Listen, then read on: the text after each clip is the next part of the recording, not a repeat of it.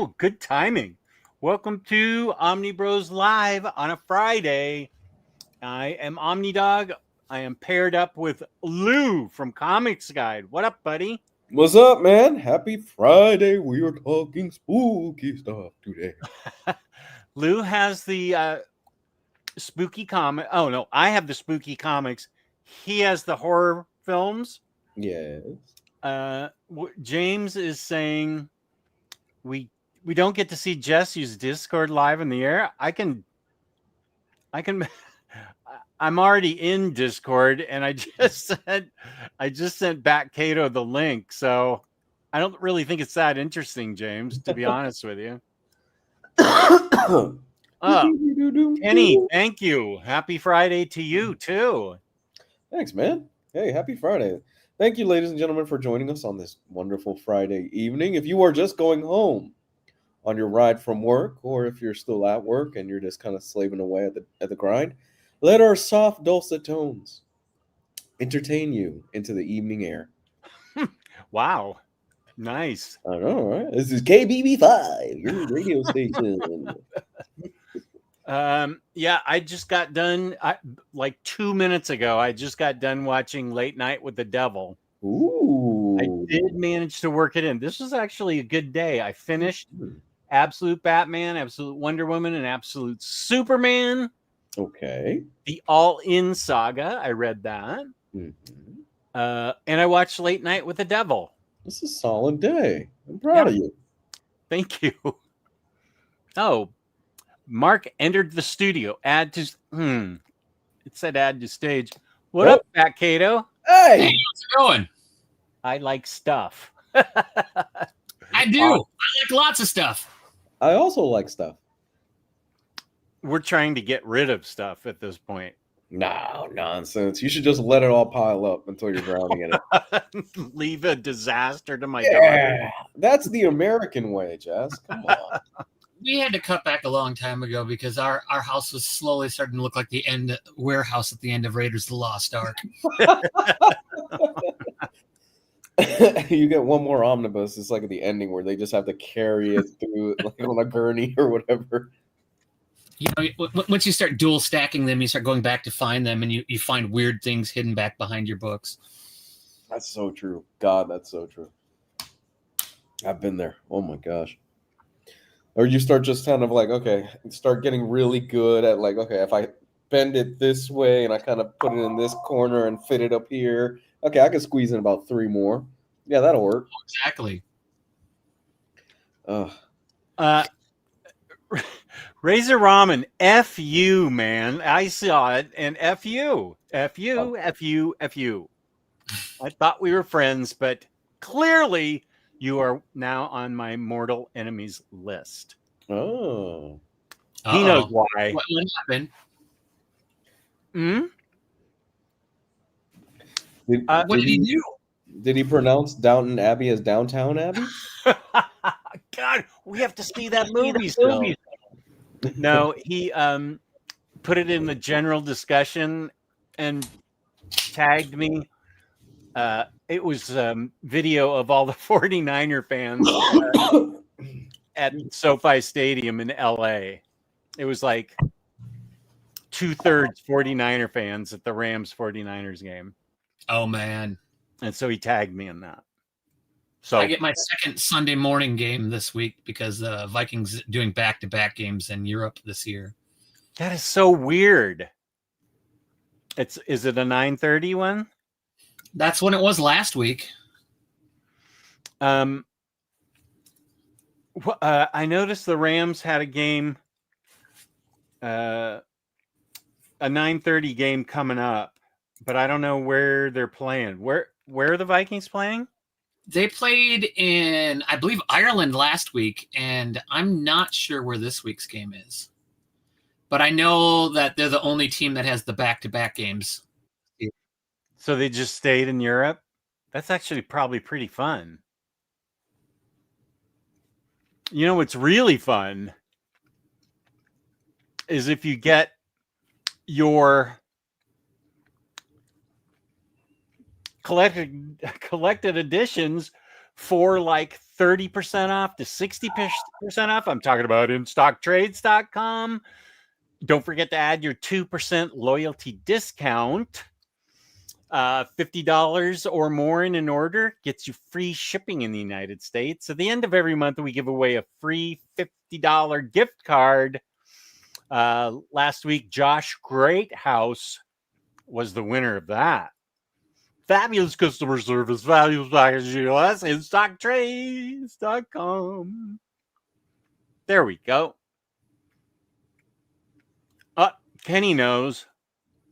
InStock Trades is super amazing. Okay, see, now Miriam gets it. Thank you, Miriam. You're a friend. Razor, not a friend. How dare you? Downton Abbey, the grand finale, is now on video demand. Okay, that means it'll be streaming, sure. Mm-hmm. It dropped this week. Okay, awesome. My mom already went and saw it, so.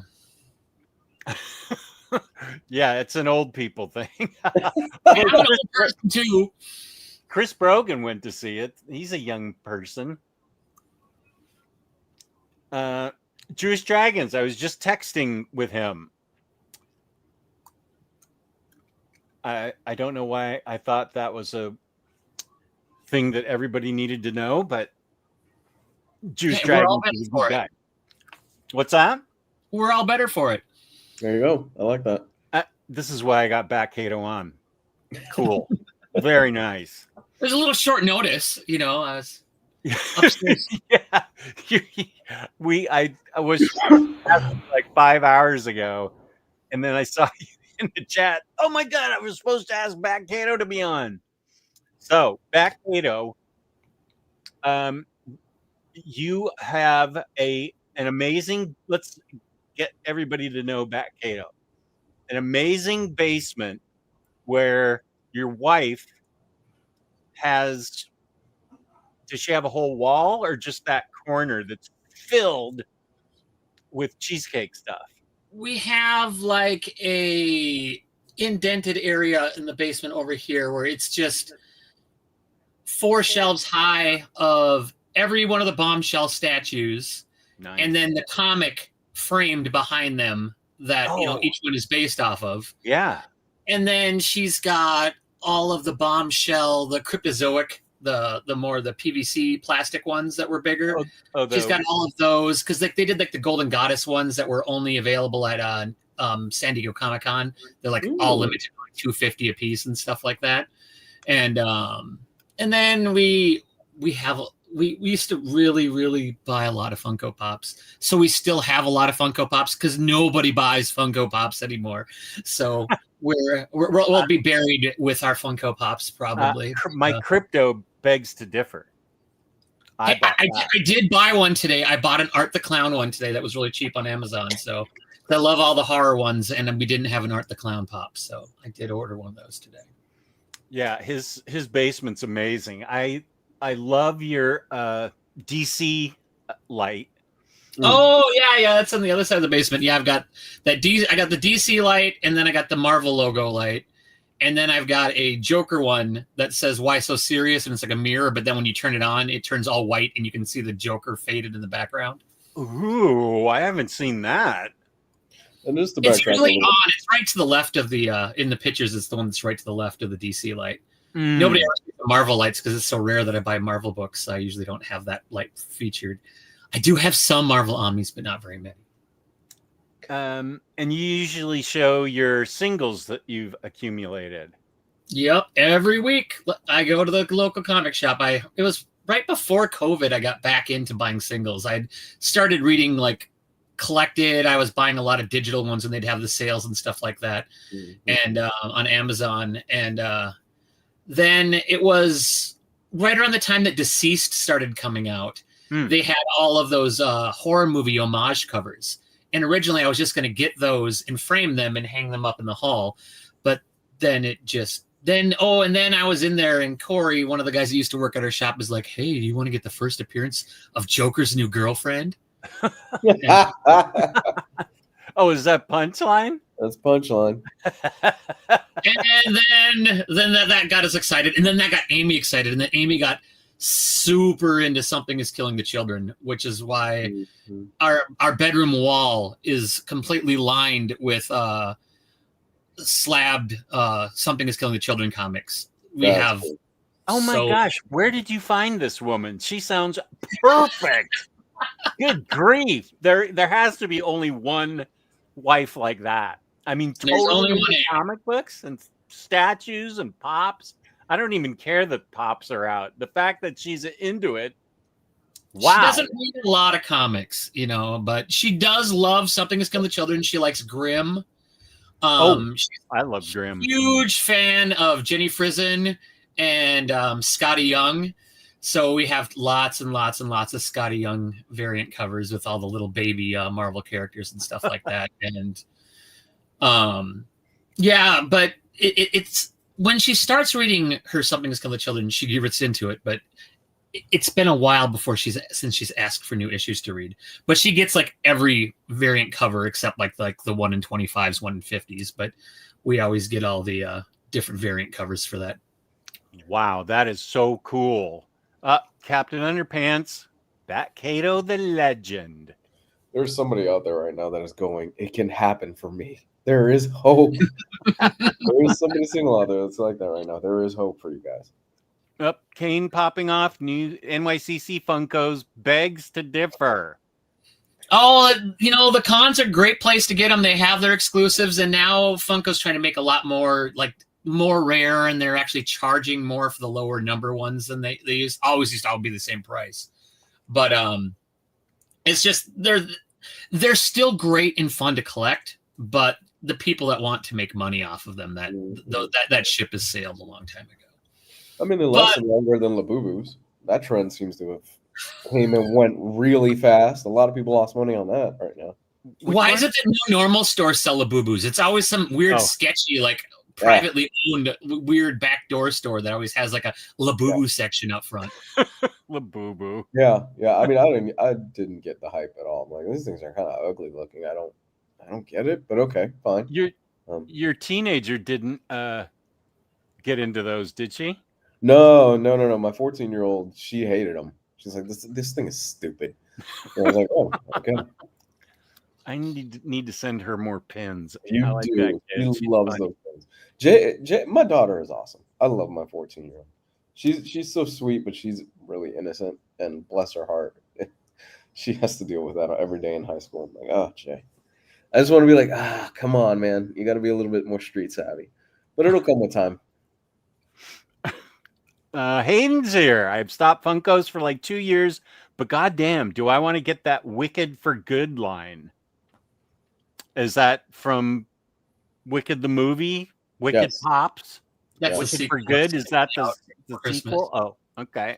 Yeah, the sequel comes out, I think, next month. I'm waiting for tickets to go on sale because I know my whole family's going to want to go. But I'm not looking forward to being in a theater full of theater kids as they're singing every single damn song. And I'm just steaming in there going, I'm trying to enjoy this movie.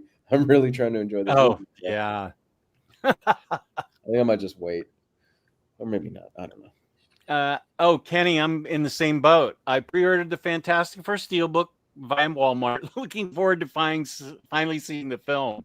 Same. I need to buy the movie so I can see it. I totally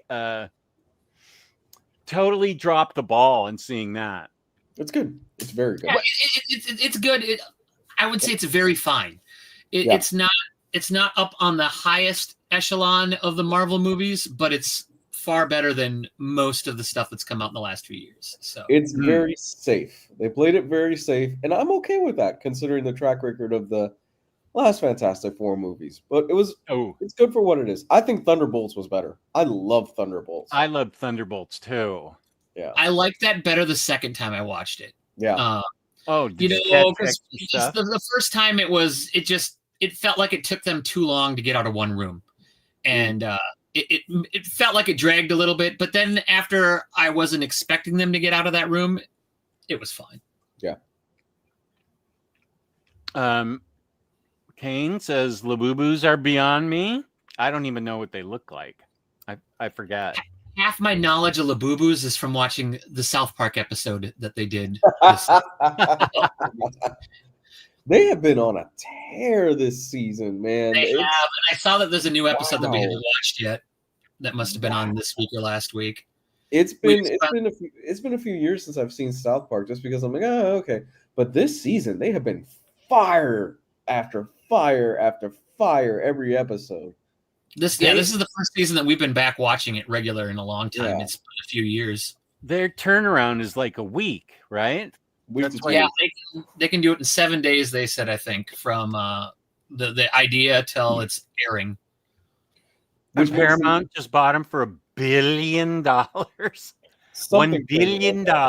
Yeah, they've got a contract with them for the next few years, something crazy like that. And yeah, you're right. Their turnaround is about a week and a half. So they can be very relevant very fast with what they do. I mean, they're almost as fast as the Into the Spider-Verse guys. Oh, you're killing me. How? 2027. How? Like, when did that last one come out? 22? 23? It's been a while. I know it's a bigger gap than the Batman movies. Oh my gosh, dude. How? I had to buy the movie so I can use closed caption so I can understand what Spider-Punk's saying. It was all English jibber jabber. Hey, mate. It doesn't have an ending. No, the movie doesn't have an ending. It really doesn't. No. It's more of like an Empire Strikes Back, where it's just leading into the next movie. Yeah. But we weren't expecting that. We didn't know that it was a cliffhanger. It's my movie buddy and I just sat there. What? What happened? Yeah. It's such a weirdly paced movie because the first act is really fast. The second act takes way too long, and you don't even get a third act. You don't get the resolution of the movie. And I'm sitting in the theater going, I love this movie, but it doesn't have an ending. I don't know. I have to see it as a whole. And I think once 2027 rolls out, and whatever the last one is, and you look at it as a grand whole, most people are going to go, you know what? Whatever. Like, it was worth it. But goodness gracious, like 5 years? Man. Yeah. Their target audience is going to age out before they get to see the next one. Yeah. Let's see. Oh, Matt's here. Who's that? Oh, is that me as Freddie? 1, 2, just a streaming for you. 3, 4, Frosty's dupe, and more. 5, 6, get your comic fix. 7, 8, more Gutenberg hate. 9, 10, peace and love, my friends. Wow. That's almost how you like. 1, 2, just a streaming for you. Okay. No. What the hell was that? I don't know what you're talking about. Wow, that was that caught me by surprise. But it was awesome.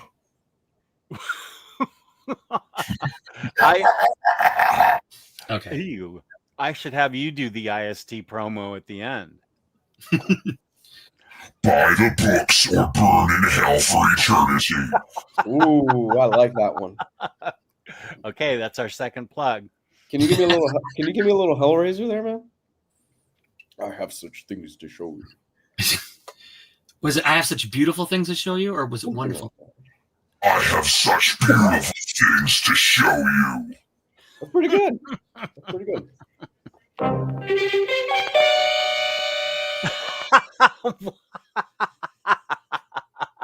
You should be in charge of this show. You've got all the sounds and voices and stuff. Wow. I can just program this to do lots of stuff. Wait, playing that sound clip deserves this. There we go. I don't even remember what other ones I have in here. Holy caffeine! Ooh, I like that one. Little Burt Ward. Matt H. Loves back Cato. Hey, Matt. We all do. Coordinate with Matt a few times. I think the last Spider-Verse came out not long after No Way Home. So I think 2023 can't rush greatness. Mm. Jewish Dragons is greatness right there. I like, oh no, Concept. Welcome. I like Across more than Into. The score is incredible. I agree with that. Did I buy that? I just saw Peacemaker is up for pre-order in colored vinyl. I need to catch up on that. I saw the first episode of this season and I'm so behind. What? Oh, go ahead. Sorry. What?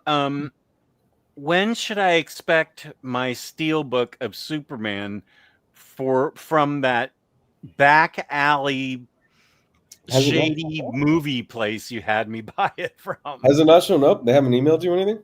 No. Email them. I don't know what's up with it. Mm. The movie's out, and I've ordered from them before, and I haven't had any issues. But definitely email them. Okay. And see what happens.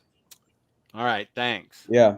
Sorry about that, man. No, I've ordered from them before, and I've never had a problem with them, so I don't know what's going on. But definitely shoot them a message. Ji Hyung Lee, the cover artist, I bought the new Gwenpool, which I know not to read. Max and everybody else has repeatedly told me not to read the new Gwenpool.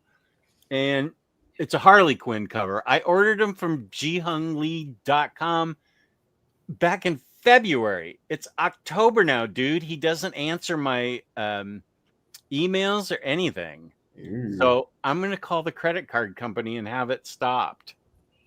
Yeah, I would. I don't. Yeah, that's the way to do it. I don't dig that. And they're really cool covers.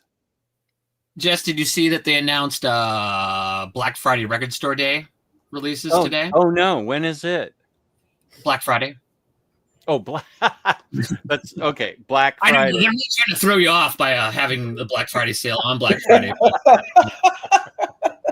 I mean, what can you do? But, I saw they are doing, I don't know if it's a picture disc or colored vinyl for a Watchmen soundtrack. Ooh. And a couple other good ones. I know that they're having Sugar Copper Blue, the B-sides, and I'm tempted to get that one because you know who Sugar is, right, Jess? Bob Mould's band after he left. Band that Husker Du, Bob. Yes. Bob Mould. Yes. Oh, they're from Minnesota, right? Yeah. Yeah, no, just at the club right across the river from us, we had Greg Norton from Husker Du, and one of my friends that's in a bunch of other bands, they did a show, and they've been doing a little tour around where they let people from the audience come up and sing Husker Du songs. Wow. They were one of the... They weren't quite as fast as Bad Brains, but they were close. They very influential stuff. Okay, so Record Store Day is on Black Friday. What day of the week is that? Yeah, that would be a Friday. Oh, okay. Wow. Okay, not 8 p.m. I'll sleep in. I'll say 1 p.m. Okay. Thank you for telling me. I never go in, like, there's some that they'll always have. Like, I know, like, for Record Store Day earlier this year, they had that Oasis box set with like 5 albums. And you had to like get there like at 2 a.m. and be in line to get that. But usually everything else, I think we got, when we went this year, there was a live Pixies album, and Sawyer, our now 9-year-old, he had his birthday yesterday. On Wednesday. He wanted the Never Ending Story soundtrack, so we got him that. Even though he hasn't seen the movie, but they listened to that song at school, and he was very excited when he saw that record on the wall. So we got it for him. That's awesome. Let's see. Aku's asking us, have you seen Marvel Zombies? And if so, what did you think? Is that an animated thing on Disney Plus? Mm-hmm. Yeah, I haven't seen it. It's 4 episodes, I think. It dropped end of last week, beginning of this week. I haven't had a chance to watch it yet. I haven't had a chance either. I've just been super busy. But I've heard pretty good things, so I need to check it out. Okay. I didn't even know it existed. So thank you, Aku, for letting me know. Oh, Razor's after me tonight. Did you use your Steam Deck for that, Jess? Stream Deck for that, Jess, or still not set up? That tab for the instructions that Webhead sent me last year has been up there for a year on how to use it. So, yeah, you can make fun of me for that. I just still haven't set it up. Oh, Yarnit, Bat Cato, any out of print Omnis you're waiting for to be available again? Well, I've got a couple of out of print absolutes that we're getting here over the next couple months, because I know I have Dark Victory comes next week, and we get Long Halloween I think the first week of January, which I have been wanting. I've got the Long Halloween in so many formats. I even have the big oversized noir edition and everything, but you can't have enough copies of Long Halloween. I'm excited for the All-Star Western that comes out later this month, and we get the second Snyder, so I can finally retire the rest of my deluxes for that. Wait, but we're getting what? The second Snyder Justice League comes out, I think, the last week of October. Oh, okay, got it. Yeah, so I've got the deluxe hardcovers for it, so we'll donate those and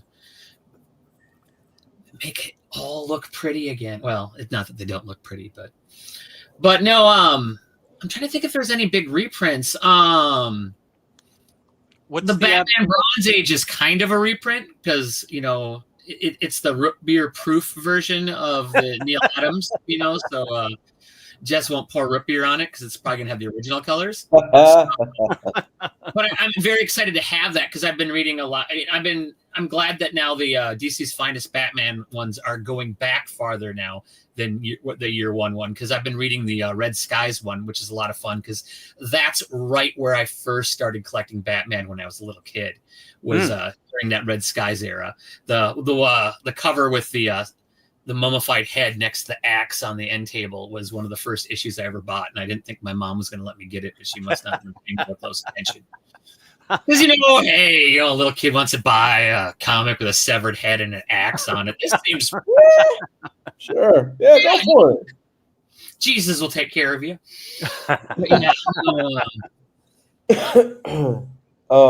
What's the book you guys are looking forward to most for the rest of the year? What's the one that you want to pick up the most? The rest of the year? Mm-hmm. Let me see. I still have. Is that this month? I know you wanted that All-Star Western for a while, Jess. Yeah. Oh, Dark Victory came out. Oh, it's coming out next coming week. Mm-hmm. That's been out of print for 10 years or something. Jesus. Maybe longer. Wow. Yeah. I think the one that I'm most excited for this year, is the Jonah Hex book. That really shows me that DC is serious. Yeah. Oh, that Birds of Prey is going to be good too. I think for me, I'm probably most excited for Grell's Warlord.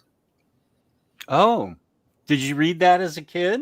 I've read some of it. I know I had some issues because I remember collecting when Legends was coming out. I had every single crossover for Legends, and there was a couple of Warlord issues in that. So that was my first exposure to Warlord. But I'm absolutely, Mike Grell's Green Arrow is one of my all-time favorite comic runs. And so anything more that Grell does that I can pick up, I'm always happy to do. So. Oh yeah, that Swamp Thing, that'll be interesting. When are they going to do his Swamp Thing runs in Omni? Yeah, or third compendium's coming out, or thick trade. I don't know what they're calling those, but there's certainly enough of it. They could do like 3 or 4 Omnis. It feels like. She-Hulk. I'm definitely giving away my trades to upgrade to that. Rainbow That's a run Rowell. I've been meaning to read. I'm sorry? That's a run I've been meaning to read. So I'm pretty sure you will enjoy it. I love it. Kenny has a good big setup for his TV. I've heard from some AV reviewers that the bass has been nuked on some home releases of recent blockbuster films, but I haven't noticed it at all. Superman sounded great and in the home. No, I was just talking to Lou, who has shafted me out of my money, having me buy it from Taiwan, the back of some soup kitchen. And I've ordered from them before. I don't know what to tell you, man. They've always been good with me. Do they show up at your house like in like a weird cargo van, and like you have to pay them in like grains? Look, that movie was a pain in the ass even for me to get. Which one? Superman. For whatever reason, it was difficult for me to get. So I ordered it from Amazon, and my pre-order for Amazon, the Steelbook, was canceled, which indicates they probably oversold it. And I'm like, what the hell? So I go to Walmart, and I try to order it from Walmart, just a regular one. Canceled. I'm like, that's odd. So I wake up the next day, and I'm able to order it again from Walmart. I'm like, okay, cool. Finally, it showed up after 3 attempts to get it through, and it showed up the next day at my house. Wow. It was really tough to get it. It was really, really difficult for some reason. More and more, I'm not relying on Amazon to get stuff like that, though, because it's just my orders have been getting canceled or stuff is getting massively delayed. So I'm like, all right, I'm just going to go through Orbit DVD from now on. I thought it was a Walmart exclusive. Which one, the Steelbook? Yeah, that Steelbook with the Fortress of Solitude on it. No. That wasn't a Walmart exclusive. Okay. Well, they were sold out of it. I've sworn off physical movies. We have too much stuff in this room that we just can't keep adding more, because we have like a whole wall that's like games, DVDs, Blu-rays, all that over there. And it got to the point that we had to like take things down and put them in boxes every time we got new stuff, and that was not fun. But I'm not giving another wall to movies, so I get it. I know if Kane's still here, she is a strong proponent of physical, and I am too. Those were cool voices that Bat Cato just did. Ooh, Jewish Dragons, nice. Loves Husker Du. They're a great band. I have a big box set of it. Savage Young Do. That's a great box. I don't have that box set myself, and I wish I did. So, you can still get it, can't you? I think you can. I haven't looked for a little while, but I have Zen Arcade and a couple others on regular vinyl that I've been trying to convince myself to upgrade, but I haven't got around to it yet.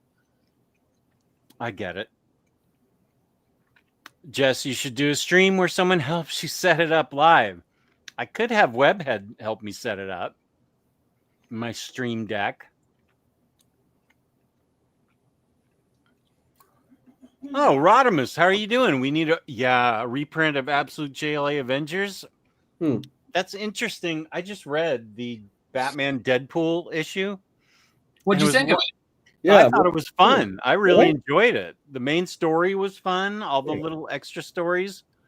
I thought it was really fun. And there's so much legal stuff that goes on. Yeah. I mean, Omar knows all about that kind of stuff. And something seems to be a sticking point with JLA Avengers. I don't know if it's somebody's estate. Yeah. It worked way better than I thought it would. It was a lot of fun. The Batman Deadpool? Mm-hmm. Let me get it and show people. I feel like I've liked it better reminiscing about it than when I actually read it. The JLA Avengers? No, the Batman Deadpool. Oh. Because when I first read it, I was kind of like, oh, it's okay. I chuckled with some of the Deadpool moments with the Deadpool Batman section of the story, because there definitely was some good Robin jokes, and how him and Joker play off each other is actually pretty funny as well. And the Captain America Wonder Woman story was pretty good. I like that one a lot. It's nice to get Terry Dodson art in a comic. Yeah, and I was talking with one of my buddies about it, and then in thinking back on that Captain America Wonder Woman story, it was a little more impactful when I really thought about the whole message that they brought together with that one, which was kind of cool. And yeah, it's got great art. But now the 3-page stories are fine, but there's none of them that are ever long enough that really Yeah. the Jeff and I wanted more of that. This made me laugh out loud. I wanted more of Jeff and Crypto. I was like, oh, you could have given me a whole issue just on that. I laughed out loud at this when I saw the ending of it. It's awesome. The one I was most let down for, which was one of the ones I was the most excited for, was the Daredevil Green Arrow. Oh. Since Kevin Smith got to write 2 of his characters that he wrote for, but there just was really no interactions between the 2 of them that I couldn't even really tell you, other than the fact that they fought people, and that's about what happened in that one. So I forgot all about that issue. I really did forget all about that. It was completely forgettable. I mean, it was just like, because like he did, they've been doing the 3rd volume of Quick Stops on Dark Horse that he's been doing, and with these this current 4-issue one. So the first issue was the Chasing Amy comic that they published at the end of the movie. So they basically just created that as a physical comic.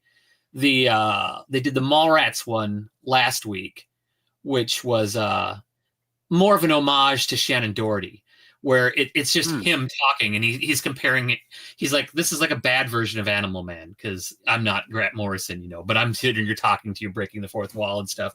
And he basically talks about how he was on Shannon Doherty's podcast right before she died, and had her read from the script that was going to be Mallrats 2, her parts.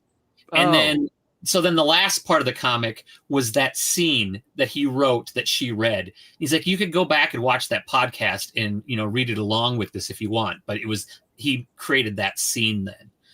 And I know now we get a Dogma comic is going to be coming out in the next month, I think. And then I can't remember what the 4th one is. So I'm anxious to see what they do with those. So I'm so happy he got the rights back to Dogma after all those years, and we're finally getting physical releases of that movie. It's my favorite Kevin Smith film. I'm so happy. You're gonna need to get like a Kalex shelf just to have all the stuff that comes with the deluxe Dogma one, because it looks like it comes with everything. It's a lot, and I am more than willing to pony up for it because I really love that film. Yeah, we have the old DVD that looks like a Bible when you pull it out, and it's got the 2 discs in it, and it has I think there's a Clerks documentary on the 2nd disc, but have you ever seen the interview with so Kevin Smith? He stood in front of a movie theater, and there was all these news reporters that were like, so what do you think about this anti-religious movie called Dogma? And they actually interviewed Kevin Smith not knowing it's him, and he's like, oh man, I think it's terrible, all these things that all these people are doing like in this film and stuff. He went down to New Jersey and protested his own movie. He had a sign that said "Dogma is dog shit." I love him. He made the news. His local news. They just didn't realize that he was the director, and that's what it was. Yeah, that's exactly what it was. Yeah. That's hilarious. There is Kane. I thought so. Right. Is this where I ordered it from? Orbit DVD? No, you went to the place called, I think it's like the Movie Room. I think it's the movie place or something. The movie room. No, that doesn't sound shady at all. No, I tell you, I have got it ordered, at the movie place. I have ordered for them 3 times, and I've never had a problem with them. But Orbit DVD is always solid. I love Orbit DVD. I will order from them every chance I get.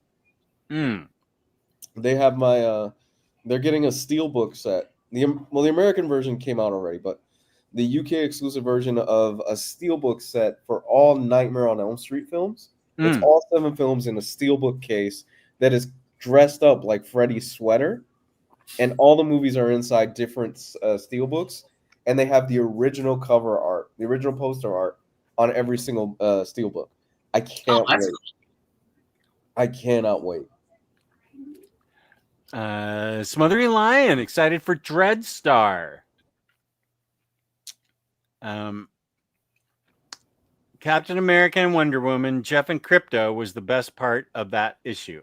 You don't like Frank Miller? I looked at that and I was like, wait, what is this? It's Frank Miller. It was hard to make it was one of those. It was one of those. Didn't Grandpa do a good job? It's great that he did it. It's great that he's making money still doing this, and but yeah, it was fine. Yeah, it's like watching Warrant these days. You're like, oh, okay. Warrant. Yeah, that's Warrant up there. Filthy Stinking Rich. Wasn't that their album? Or watching Vince Neil try to sing. Boys go. Yeah, watching Vince Neil try to sing "Every Rose Has Its Thorn" these days is. Oh my gosh! Watching Vince Neil walk up a flight of stairs is interesting to watch these days. He's not in great shape. No, he's not. Poor guy. NFL dude, the JLA Avengers issue has to be related to grandfathered revenue split that was set up when it was originally made. There's no reason they would make new team ups but leave JLA as a limited print. Okay.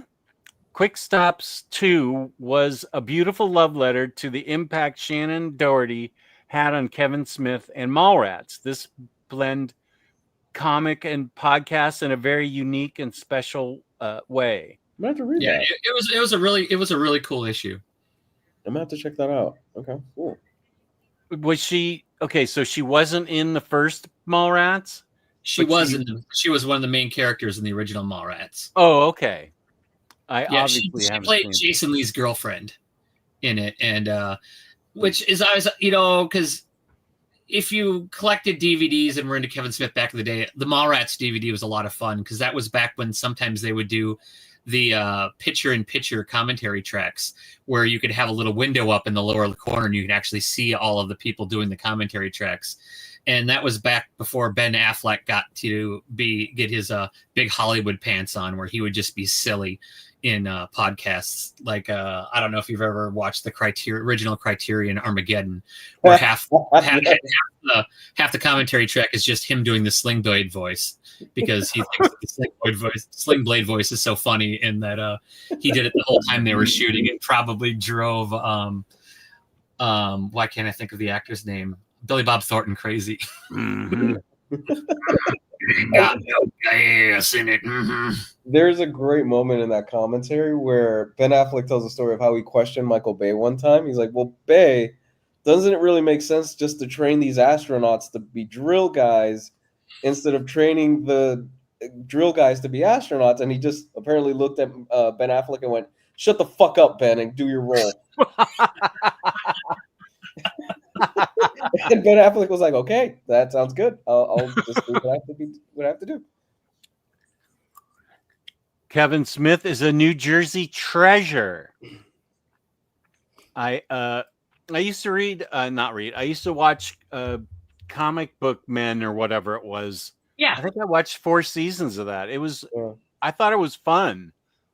They did a limited edition set Funko did of all the Comic Book Men, and if you bought it special off the site, then they all came autographed by each. So like Ming Chen, Walt Flanagan, Zapsik, and I can't remember the last. Oh, Brian. Was it the big bearded guy? Oh yeah. Oh, what's his name? Because he's in all the Clerks. He's in all of the View Askew movies too. Oh, Brian Johnson. Wait, isn't he in AC/DC? Brian No, Johnson? but that is the name of the guy that's the lead singer. It was the lead singer. I can't remember if that's the first or second singer. I think it's the second singer. I still haven't seen The Last Jay and Silent Bob. I want to, and I've heard it's actually kind of heartwarming in parts, or something like that. It's a very slice of life. Like, oh, it didn't. Most people didn't expect it.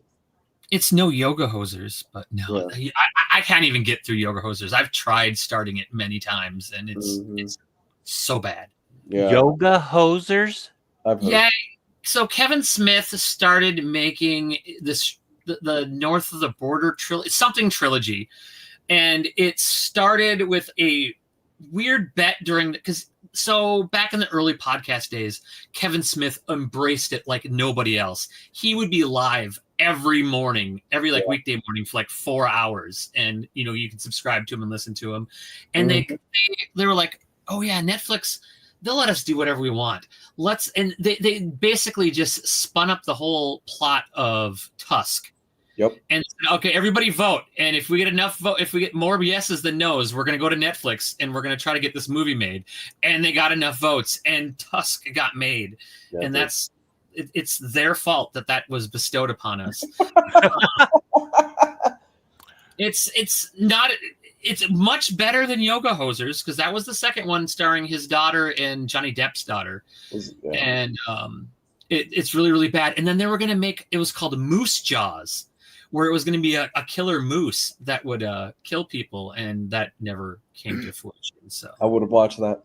I thought I needed to see Cocaine Bear. I have watched Slaughterhouse. Okay, so there's that. Slaughterhouse, where it is a 3-toed sloth that goes on a murdering spree and kills people. It's pretty fun. It's terrible as all get out. I do love really bad horror movies. You got like Deathbed, The Bed That Eats. There was one a few years ago called Slacks, about a killer pair of pants. I've not seen that. Oh man, I need to watch that. No, do you guys remember there was a Jack Frost movie when in the 90s or whatever it was? Yeah. Not to be confused with the Michael Keaton Family Wholesome version. Very different films. Yes. The covers are very similar. Yes. Yes. So if you are looking for the Michael Keaton classic for your child, make sure you check the rating before you've got a movie where a killer snowman kills a lady in the bathtub. I don't remember seeing that one. Oh, dude, yeah, it's about a convicted felon who one day they're driving him out. I think it's like 2 or 3 days before Christmas, and the prison truck that he's in breaks open and it hits a nuclear waste dump truck or something like that. So when the prisoner gets out, he gets covered in nuclear waste and he's boiled alive, and somehow the nuclear waste and the snow end up creating a killer snowman. Because it was late 80s, early 90s. That was how they explained most horror movies, is that somehow a escaped convict or convict gets electrocuted or dies and then gets transposed into something else that kills people. Chucky, Shocker. Yep. There's so many of them. Maniac Cop. I used to love those Maniac Cop movies. Wasn't Ash Evil Bruce Dead? Campbell? Yes, he was in them. Wasn't he? Yeah. Yeah. Is Shannon Elizabeth in that movie? The Shannon Elizabeth classic Jack Frost over the Michael. I haven't seen that since I was a kid. Jack Frost is old enough that I remember seeing it at the video store.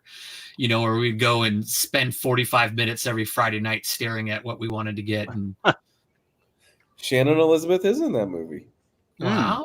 Well, a lot of those, because, you can go back to the first Leprechaun and see Jennifer Aniston. That's true. Wow. I didn't know that. Yeah, Matthew McConaughey was in Texas Chainsaw 2. Yep. And Kevin Bacon's in the first Friday the 13th. Yes, he is. Awesome to see back, Kato. Right on, Doc. Dr. 11. Elevator, not 11. Sorry. Doc 11. Yeah, there we go. She gets killed in the shower. Spoiler. Oh, thanks for ruining the movie, dude. She was the one in the shower. Why isn't it? There was also a Jack Frost 2 that takes place in Hawaii. Seems like a logical place to move. Yeah. With 3 and 5 in the Sahara.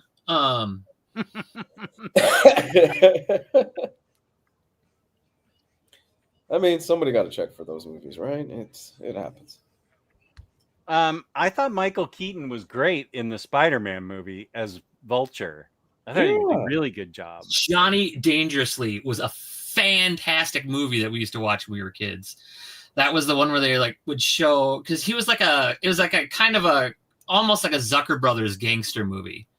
And I just still remember there was a scenes like it had all these guys walking around and it looked like they had basketballs in their pants. And they're like, these men are suffering from ESS, enlarged scrotum syndrome. And we just thought that was the funniest thing in the world when we were little kids. So I liked him in Birdman. I thought he was great in that. Oh, Birdman was great. Yeah. Let's see. Hannibal Lecter. Wow. How'd you get him in that? That's really good. I ate his liver with a fava beans and Chianti. Huh. The physical location of the secret stash is in Red Bank, New Jersey, last I remember. That's the comic shop, right? Yep. At least that I know that's where his original one was. I know that they've moved locations, but they may still have the old school one. I missed that show though. That was kind of fun because it was like Pawn Stars for nerds. Yeah, I agree. It was a really fun show. It really was. So my wife and I watched Hannibal. It was her first time watching it. No, Silence of the Lambs. Excuse me. Last year for the first time. She loved it. So she's like, let's watch the other ones. Oh, no. Hannibal is okay. That's the one that happens after Silence of the Lambs? I think that's the one. And I forgot what the other one is. Red Dragon remakes Manhunter. Yeah. Which Manhunter is fucking really awesome. good. Manhunter it is good. Incredible. It's Michael Mann. I love Manhunter. And they made that before Silence of the Lambs, but they never really marketed Silence of the Lambs as a sequel to it since they changed the actor who played Hannibal. Mm-hmm. So It's a completely different actor. It wasn't Brian Denny. No, who was it? I can't remember it. He was in Succession. I can't remember his name. He's the main Oh actor. yeah. It was a Brian Dennehy, not Brian Dennehy, but it's Brian something. And then the FBI agent was the guy that plays Gil Grissom on CSI. Yeah. But he looks way younger, and it's definitely got the Michael Mann Miami Vice vibe to it. A lot of late night with like neon lighting and stuff like that. But no, it's a great movie. Everybody forgets about it though, unfortunately. Yeah. That Clarice series that they did a season of that on CBS a couple years ago that I never watched. Heard that was good. I heard that was actually really good, but I forget something happened with the rights or something like that, and they couldn't keep. I don't know. And Mads Mikkelsen in Hannibal, the TV series. Oh my god, I love Hannibal. Oh, I'm still holding out hope that we will eventually get another season of Hannibal. I know the hope is thin, but my lord, that show was fantastic. It was really, really good. Yeah. God, I miss it so much. It was only, what, 4 seasons? 3 seasons? I think it was 3. Yeah. I know I picked it up on Vudu for like, they had it on sale one week for like $12 for the whole series. So it's completely worth it. It's brilliant. It's so brilliant. Yeah, I remember we were watching it when it was coming out, but then Amy didn't want to watch it anymore because she has an aversion to cannibalism, I guess. She doesn't want to watch people getting eaten, even though there's not a ton of it, but the whole it's there, and she gets grossed out about some stuff. But well, she watched our stuff with me, so Hannibal's a trippy show just in general. It's very kind of psychedelic and stuff because Will gets drugged a lot by Hannibal Lecter in that, and you start questioning what's kind of real, what's he seeing, what isn't, and stuff like that, because the cases start really affecting him and messing him up. Man, we're watching Hannibal again, baby. I don't think she's ever seen it. Man, I missed that show though. Mr. Mom to Keaton. Hi, guys. To Kato. All right, so Jess is away, and we're kind of an hour into this, so I wanted to kind of start diving into the topic a little bit. This is one of my favorite shows of the year. We do this every single year. typically around this time. And horror is my favorite genre of just about everything. I absolutely love horror. I can't get enough of it. And I watch horror movies, horror, whatever, read horror all the time. So I compiled a little list of some stuff that I think might have gone under the radar for a lot of fans, and some stuff out there that that I think you guys should check out. The first thing on my list is Black Mirror. Specifically, this last season, there is an episode called Common People that is one of the most dark and fucked up episodes that Black Mirror has ever produced. And that is saying a lot for a Black Mirror. Which episode?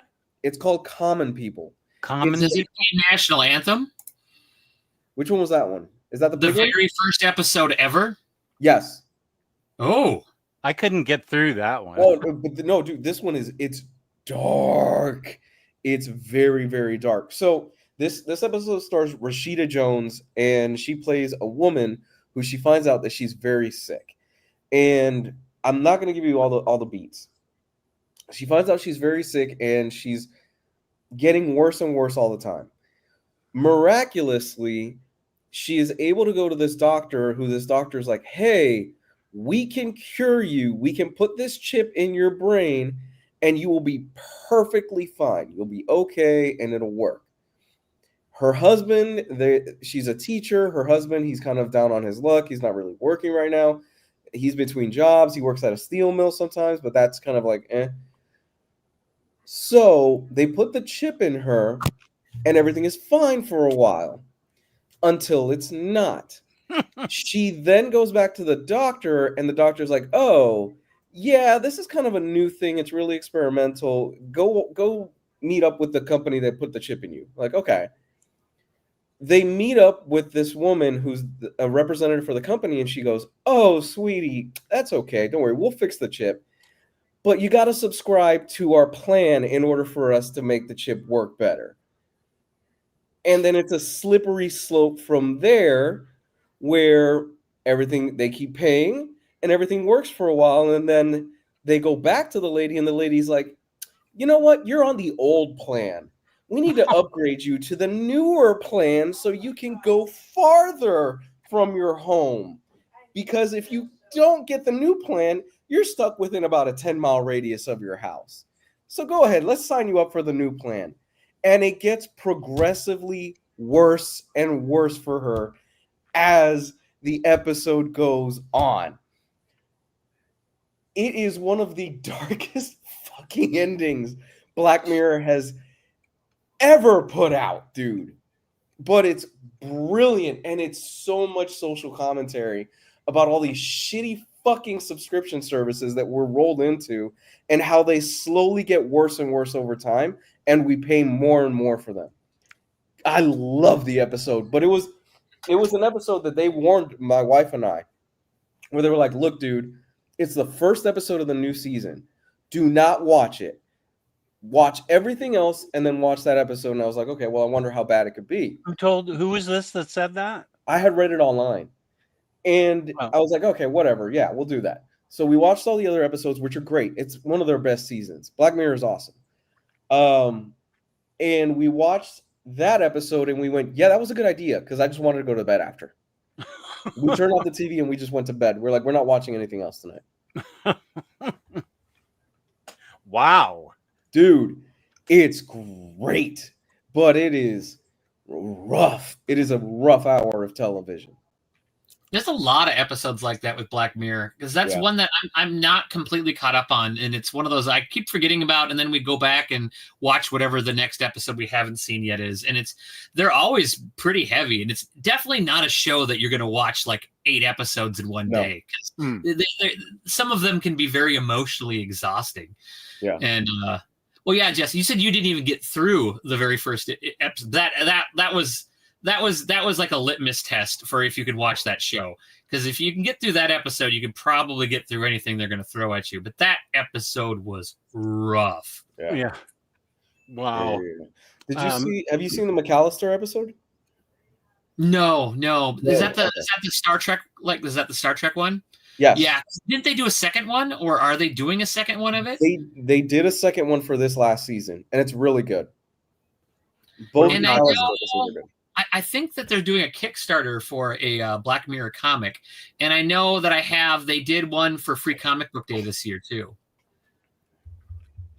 I love the show. So for those of you out there that haven't seen it, Black Mirror it's an anthology series where every single episode is its own self-contained episode. It's kind of like the old Twilight Zone.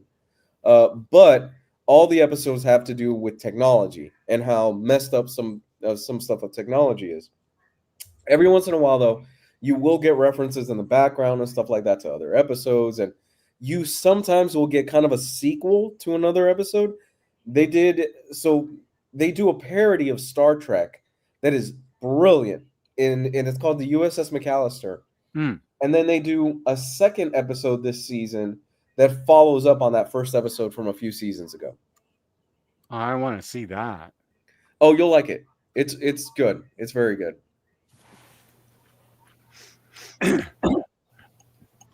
Larry, hey, what's up? Good to have you here. Hondo, don't pour salt in my wound. Razor's already been raking me across the coals.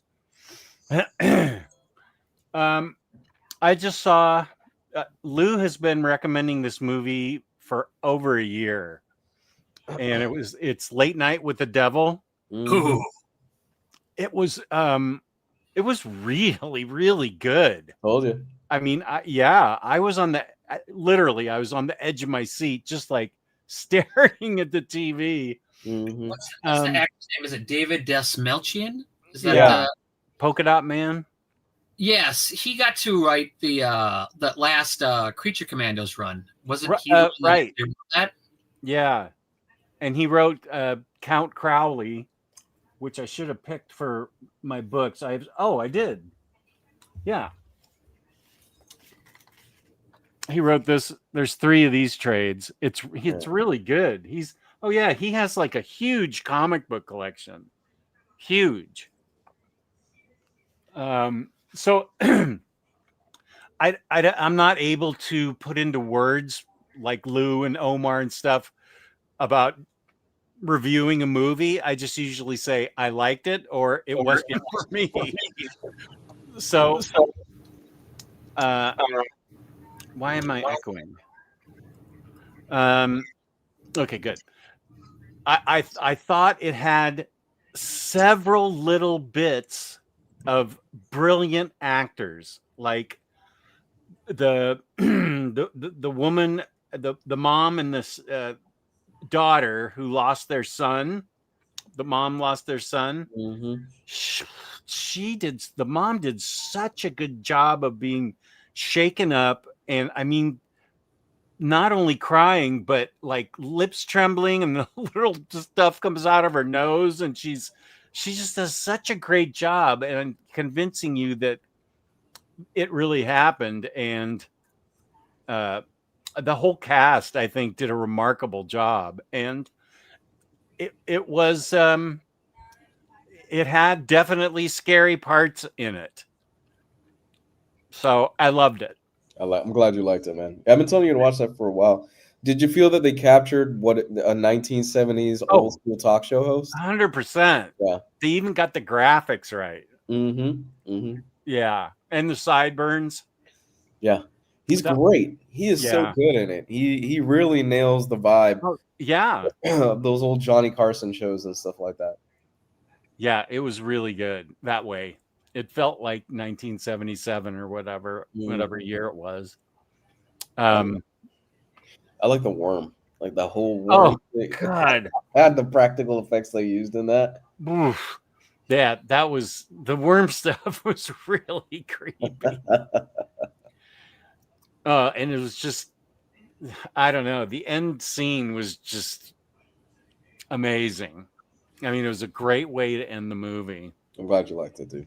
So, okay, I'm going to do this because I'm going to really concentrate on horror comics and horror movies this month. What should I watch next? I don't have Shudder, but I have everything else. Ooh. Did you see Weapons yet? No. Ooh, you need to watch Weapons. That's on my list for tonight.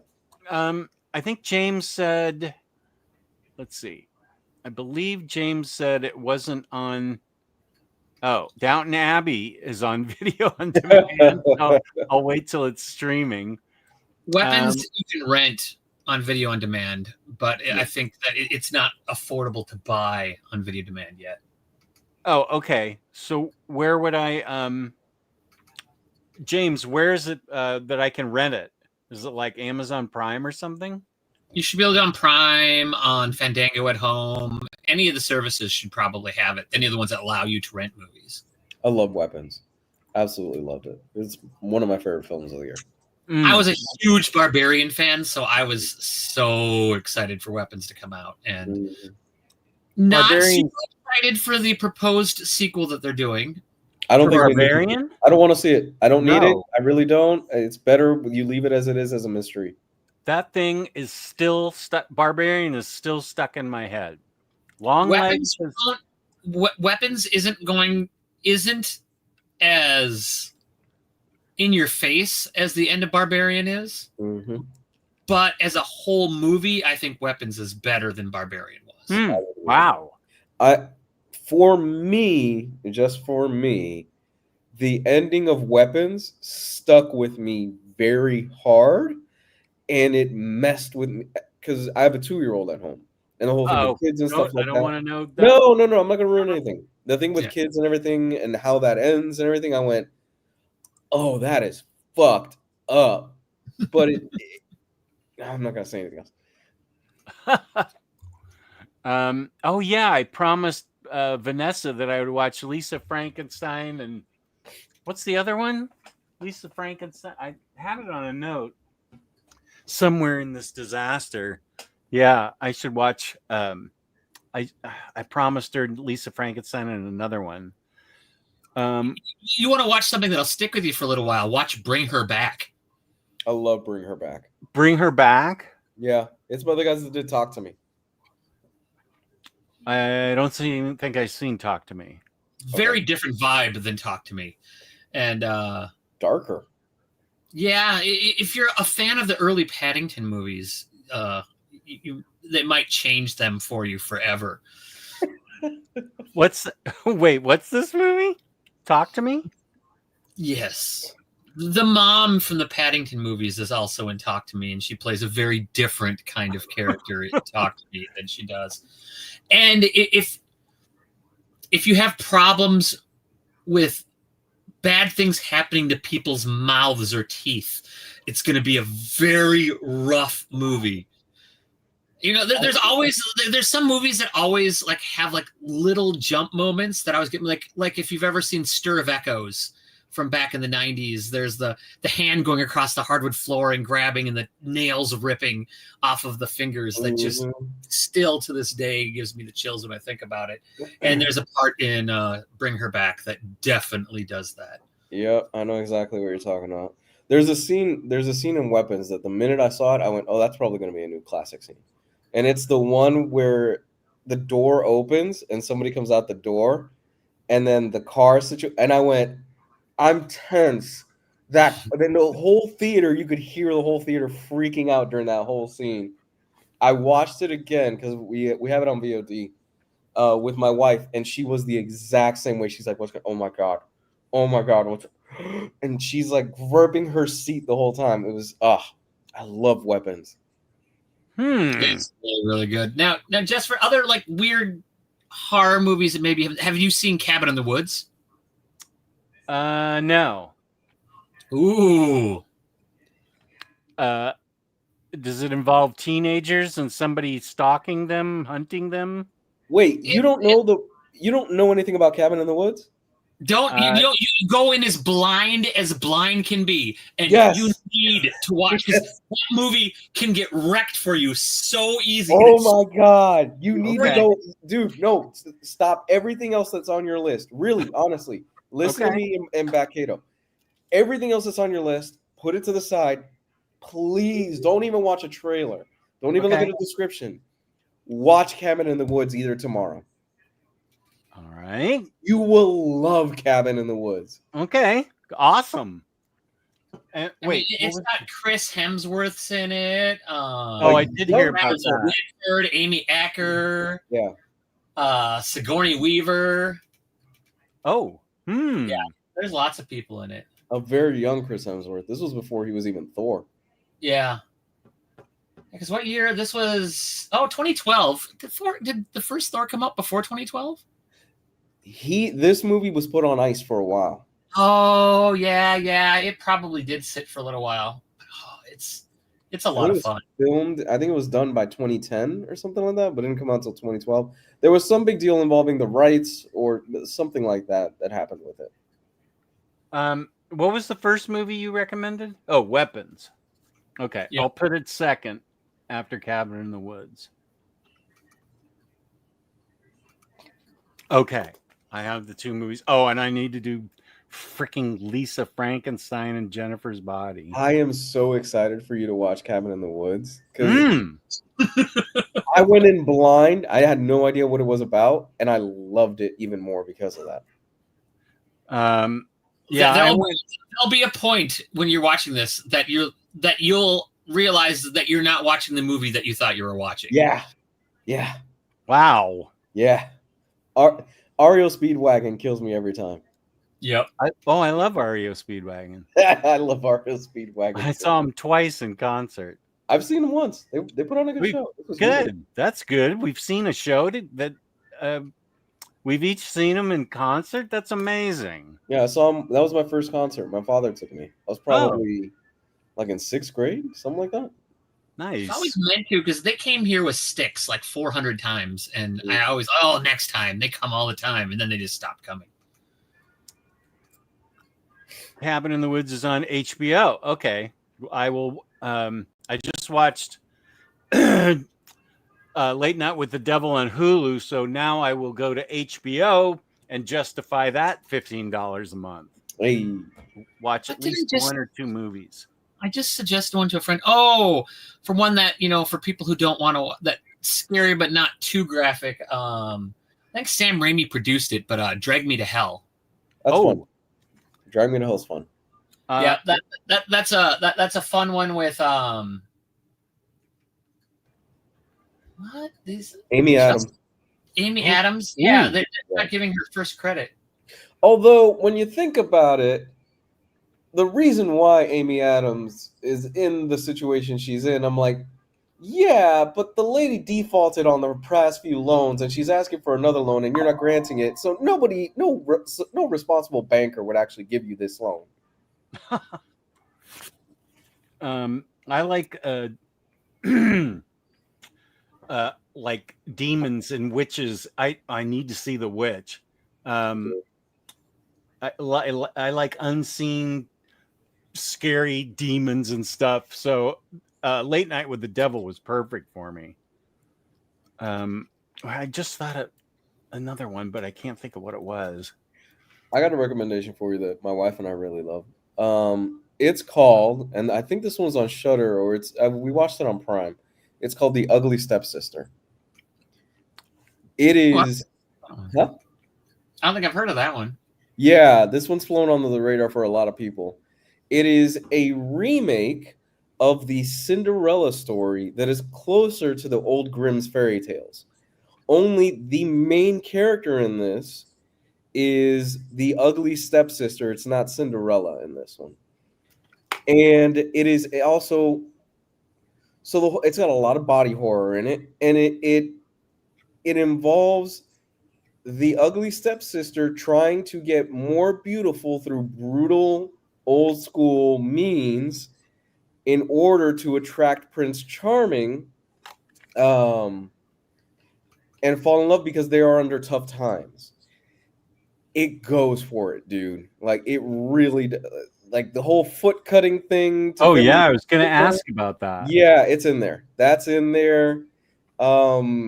Just you see the brutal methods that they kind of used to use for to make people pretty, where she gets her nose done and they take a hammer and go bah! On the nose, and she has to wear this like metal piece over her nose and stuff like that for a good chunk of the movie. The movie's awesome. It's really good. Wow. It's also a huge commentary on like the beauty standards and what women go. It's so good. It's a fun ride all the way through. My wife and I loved it. Okay, I wrote it down. I also wrote down a movie I wanted to see forever, Happy Death Day. Oh, that's a great movie. And there's a Yeah. sequel, Happy Death Day to You, also. Is that good? As good as the first one? Yeah, no, I enjoyed both of them. And then that same team also did Freaky, which is a play on Freaky Friday, where it's Vince Vaughn and this high school girl. He's a serial killer, and they end up switching bodies. Oh, And, wow. so then the younger girl becomes the serial killer, and the girl is trapped in Vince Vaughn's body, where everybody in town is trying to stop him because they all know he's the serial killer. So that I can't remember the director's name, but yeah, his movies are always, they have good horror elements and really good comedy elements in them together as well. Larry's, did anyone watch the new Marble Hornets 5-episode series? The boys are back and it is excellent. What I don't think I've seen. Is what's that Marble Zombies? Marble Hornets? What is that, Larry? And where can I see it? Where did you see it? Marble Hornets. James, what is Marble Hornets?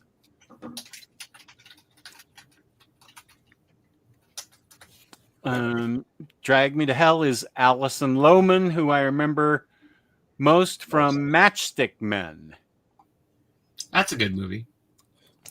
What about comics, Jess? You got anything for us?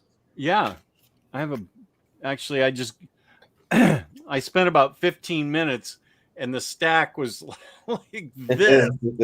So I just grabbed stuff off the pile. I think these are, I'm not sure if people have forgotten about these, or maybe they've already read them because they were really popular when they came out as single issues. Afterlife with Archie. Those are fun. I really enjoyed these books. The Chilling Adventures of Sabrina. What's that now? That and the Chilling Adventures of Sabrina. Oh, yeah. Two great horror stories that those guys did. Well, I have Chilling Adventures. I think this is yeah, that's a collection, I think, of a bunch of, because every year they put out Chilling Adventure anthologies. Oh. But then there's like the Chilling Adventures of Sabrina, which is what the Netflix series was based off of. Oh, I need to see that. That was a lot of fun. Vampironica, that is an awesome comic. Oh, that's awesome. And Jughead the Hunger. This is great. Oh, nice. That's so cool. I haven't read these. He turns into a werewolf. Oh, wow. Are these kind of one-offs? Each volume is a one-off? Jughead the Hunger has a second volume. Vampironica has a second volume. I need to read these. Cool. Oh, yeah. They've been doing a really good job crossing that over, those series over with different genres and different people. Because a couple months ago, they had they crossed it over with Jay and Silent Bob and Archie. They did a little bit ago. And that was actually way more fun than it had any right being.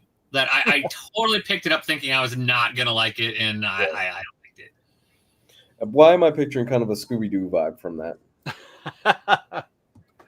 It definitely has some of those moments.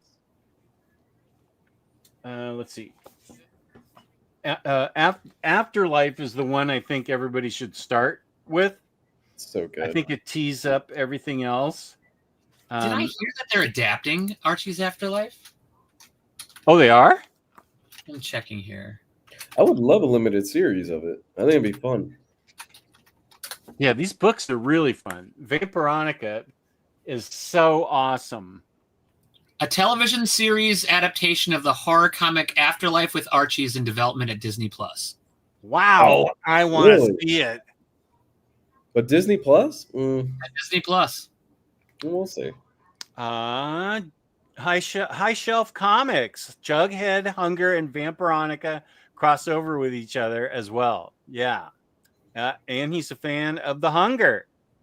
Kane loves Chilling Adventures. I don't have the Chilling Adventures of Sabrina. That's the one I don't have. I've sworn off Disney Plus. Too expensive and mid content. I'm about to get rid of Netflix in this house. We don't ever watch it. No, both Patty and I watch Netflix, and my daughter, she's on the plan and she watches Netflix all the time. Marble Hornets is a YouTube channel. It's a found footage thing involving Slender Man called The Operator here. It ended in 2012, but they just posted a new mini called Rosswood. I wonder if my kid has heard of this. She's a big fan of Slender Man, or she was for a while. Marble Hornets. Is that Jess's new nickname now that he's lost all this weight? He's Slender Man? Thank you. Marble Hornets. Let me ask her. Yeah, there's a lot of good stuff on YouTube now, it turns out. I was unaware of that.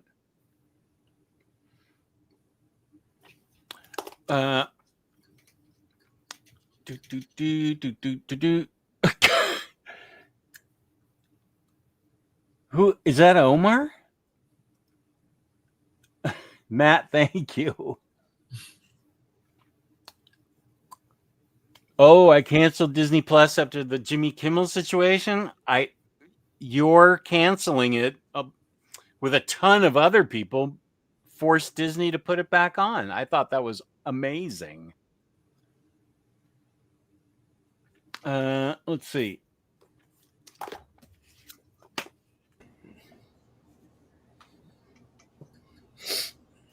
Count Crowley is by Polka Dot Man, David Dalskelmach, and it involves a Saturday late night horror movie host on television, and she ends up being anointed as a monster hunter, and it's very, it's not laugh out loud funny, but it's very tongue in cheek, but still scary. My daughter has come back and she reports that she is not watching a video that looks like that. Marble Hornets. She is watching No, it? she's not. She's freaked out already just by looking at the little previews. Oh. What's wrong? You have seen way worse stuff than that. Okay, yes, but this is like real. Look, please, just like look. Are you kidding? I don't want to watch it. That's your job. Are you kidding? No. It is real. I don't like. Dude, entry with a number. This guy is insane. What do you mean he's insane?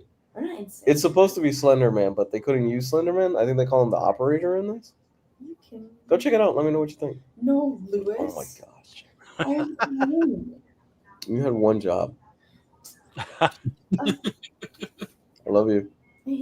Okay. We'll talk later. There's a lot of these videos on here. 87 entries, and then Rosewood Part 1 through 5. I don't know what that is. That's apparently the newest one. Rosewood. Oh, that's the one Larry was talking about. Mm-hmm. Now you're going to have to watch them all right before you go to bed. Please. I'm watching them right here. Yeah, what? No. Good morning, Munin. I'm not doing this in my room. William Lee, thank you for being here. This is interesting. My October reads are Poison Ivy, Swamp Thing, and Monstrous. That's a good idea. I haven't read the latest Poison Ivy, Swamp Thing. I haven't read.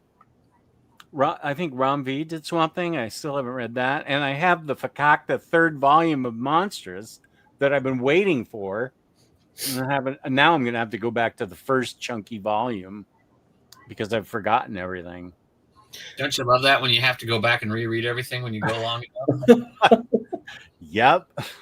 There's some comics that are that way that come out monthly that I finally just say I'm going to stop until the last issue is about to come out, and then I'm going to get caught up because I'm sick of every time when it started getting that way with the Other Hand and the Six Fingers. Oh yeah. When those would come out, I'd be like, I don't remember what's going on, especially because they would rotate, and I would read them so many times, and then I would still like it wasn't sticking, and then finally it did, and now it's stuck up here now, so I can remember. It took a couple running shots at that one.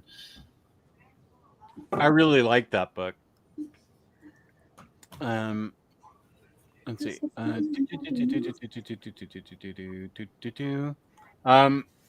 Oh, I think Lou told me about this book a long time ago. Okay.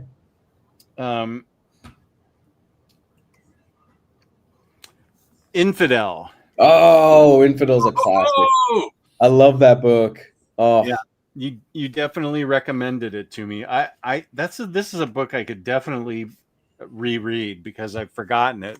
But it's this family, this Muslim family, moves into a racist apartment building. The apartment building itself is racist and xenophobic, and you'd think that it wouldn't work, but a racist apartment building, that's an amazing idea. And it's chock full of social commentary, but it's also, here. Yeah, this shows, let me highlight myself just a sec.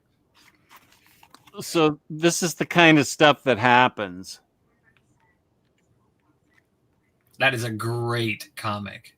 I love that book. I read it the first time digital, and I loved it so much that I went on and found a copy of all the singles off of eBay and ordered it, and didn't realize that when I got it that they were all signed by Porn Snack or whatever. Oh, whoa. That's awesome. And I was just like, yes. That's great. Mm-hmm. So actually, yeah, I'm going to read this month. I forgot how great it was. I'm glad Lou hipped me to it, and that's great that you enjoyed it too, Kato. Go ahead. Next one. Yes. And this is actually a book that I recommended earlier. It's The Devils by Joe Abercrombie. I fucking love this book. This is one of my favorite reads of the year. I talked about this earlier on in the year, and it is an alternate history where Troy never fell. The Catholic Church is run by an 11-year-old girl who she's the Pope in this universe. And it is a vampire, a geriatric vampire, a necromancer, a Viking werewolf, a priest, and a pirate are basically the Suicide Squad of this church. And they have to go across Britain and take this young girl who she's apparently royalty to a throne that she has basically inherited, and she didn't know that she was royalty. It's hilarious. It is violent as all get out, and it is so much fun. I had said earlier on in the year this is going to be a movie. Sure enough, the rights got auctioned to James Cameron, and he's working on the movie after he finishes Avatar. I am dying for the adaptation of this. That book has a great premise. I love it. Oh, dude, it is hilarious, and it is so much fun, honestly. It subverts your expectations all the time. I love the necromancer in here. His name is Balthazar, because he gets really mad whenever anybody calls him a magician. He's like, I am a wizard, not a magician. And it's something that keeps repeating as an ongoing joke. Great characters in here. There's a little elf that can turn invisible, but she has to hold her breath in order to do it. And she steals the show in the book. It's fantastic. This sounds like a lot of fun. Awesome. It's a blast. It's so much fun. Now, have you guys read any of Doug Wagner's horror stuff? For comics? Plastic, plush, vinyl. Then they did They did another Plastic one. They did a prequel to it. I think I have Plastic. Plastic is a lot of fun. Mm, Where okay. it's basically a guy who is a serial killer who found that he bought this sex doll that he drives around the country with, and she centers him and keeps him from doing bad things. But he ends up in a small town where one of those like Roadhouse type small towns where there's like one family that like runs the whole town, and gets all mixed up with them, and madness ensues. So it's kind of got a horror feel to it, but then it's also can be very funny at times and very violent at times. And then then he did Vinyl, which was about another one. Even though there's parts of all of his books that kind of cross over a little bit, where you see different characters every once in a while pop up between the other ones. And then Plush was about a bunch of furries that kill people. That is an awesome premise. Yeah, and then they did the second Plastic. Yeah, it takes place, and it's kind of the origin stories of the main guy from Plastic. But the second I saw the quote from Kirkman on the cover for Plastic, I was like, okay, I better read this. And I can't remember exactly what he said, just thinking about how crazy it was and how ridiculous it is. And so I had to check it out. I know right where it is. I'll have to go pull it right after this. Oh yeah, it's a quick read. It's a lot of fun. That's great. Would you guys put Absolute Batman as a horror book? Well, it's very, very, very brutal. We actually we recorded the first episode of our podcast last evening. Me and Jake from The Brave and the Boys are doing the backlog. Is what we're kind of just reading. We're going to be doing in-depth reviews on some stuff, and we actually did the volume 1 for Absolute Batman. We recorded it last night, and it'll be releasing sometime here in the near future. Oh, that's awesome! But it's very, very brutal. It definitely has a lot of almost the Purge type feels to it, with the party animals and stuff like that. Yep. And Black Mask in the first arc is if Daft Punk had a homicidal uncle and ran around with a big motorcycle helmet on and weird little. There's a lot going on in that, but the first arc is really, really good. As far as the absolutes, I would say the first arc of Absolute Wonder Woman is the best out of the ones that I've read so far. But the second arc of Absolute Batman goes hard. It's very good. By the time you get done with issue 12, you're just like, it's so good. That second volume is okay. Snyder brought it. I haven't seen him write this well. For me, I haven't seen him write this well in a very, very long time. And I'm like, they took off the reins for you. Okay. Oh, yeah. Letting him go do his creative own stuff for all those years did a lot of good, because it's like we get the craziness that we had in death metal, but it's so much more honed and, in tune and impactful. It's not just like, let's make a talking Batman car, a monster truck. That would be fun. Okay. Well, yeah, it's fun, but what they do in Absolute Batman and how they start creating the rogues is just insane. Oh my God. It's so good. I love that they're friends. He's basically doing his own version of Nightfall. That's what he's doing. His own version of Nightfall, and it's so good. I need to. Well, I just got done with the first book, but if there's 12 issues of it, I need to catch up on the rest on the DC app. You're gonna like it. Yeah, issue 12 came out like 2 weeks ago, I think, and because Absolute Evil came out this week. And that features all of the bad guys from all of the other Absolute series coming together to discuss the problems they have with these new heroes. I love the version of Absolute Freeze. It's awesome. The origin story and how messed up it is. It's so good. Everybody's talking about how the Absolute Mr. Freeze was nightmare fuel. He ain't got nothing on Bane. Yeah. Yeah. So for reference, Jess, this Batman is 6'9", 410 pounds. Snyder says it in the book. Bane palms him his hand and lifts him up. Bane is like 2 stories tall in this book, and that's before he gets venom in him. Yeah, Wow. Bane could probably fight King Kong. So this Yeah, is I loved all 3 books. I thought they were excellent. This is the universe Darkseid created, right? Isn't that Yeah. the whole stick of this thing? Okay, Darkseid.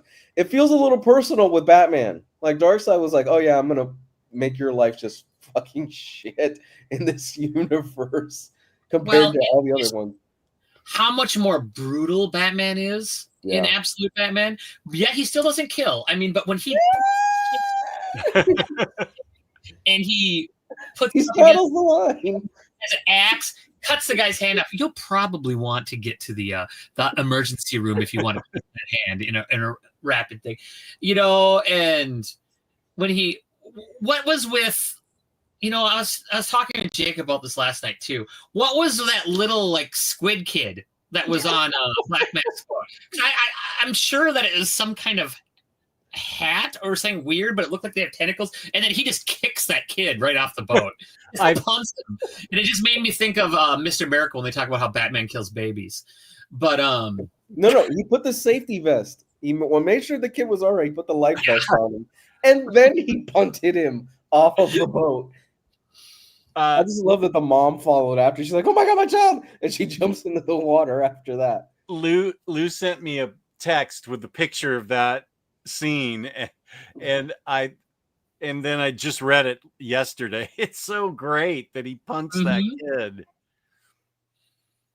Yeah, no, it's just it's unhinged and it's great. And yeah, I would. You definitely could throw that into the horror, especially with some of the subjects that they've done and some of the situations people have been in. That definitely has definite horror influences. More so the second arc than the first arc really leans into the horror stuff, where I'm like, oh, it's a slow burn. I feel it's not like he just goes right into it, but it is starting to really dive into the more horror aspect of Snyder's career, which I think that's kind of his strongest stuff.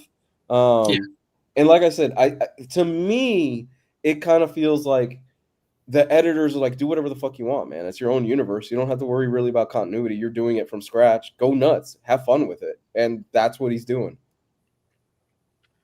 Did you get to read Absolute Evil yet? Me? Yeah. No, I haven't read it yet. No. What is it?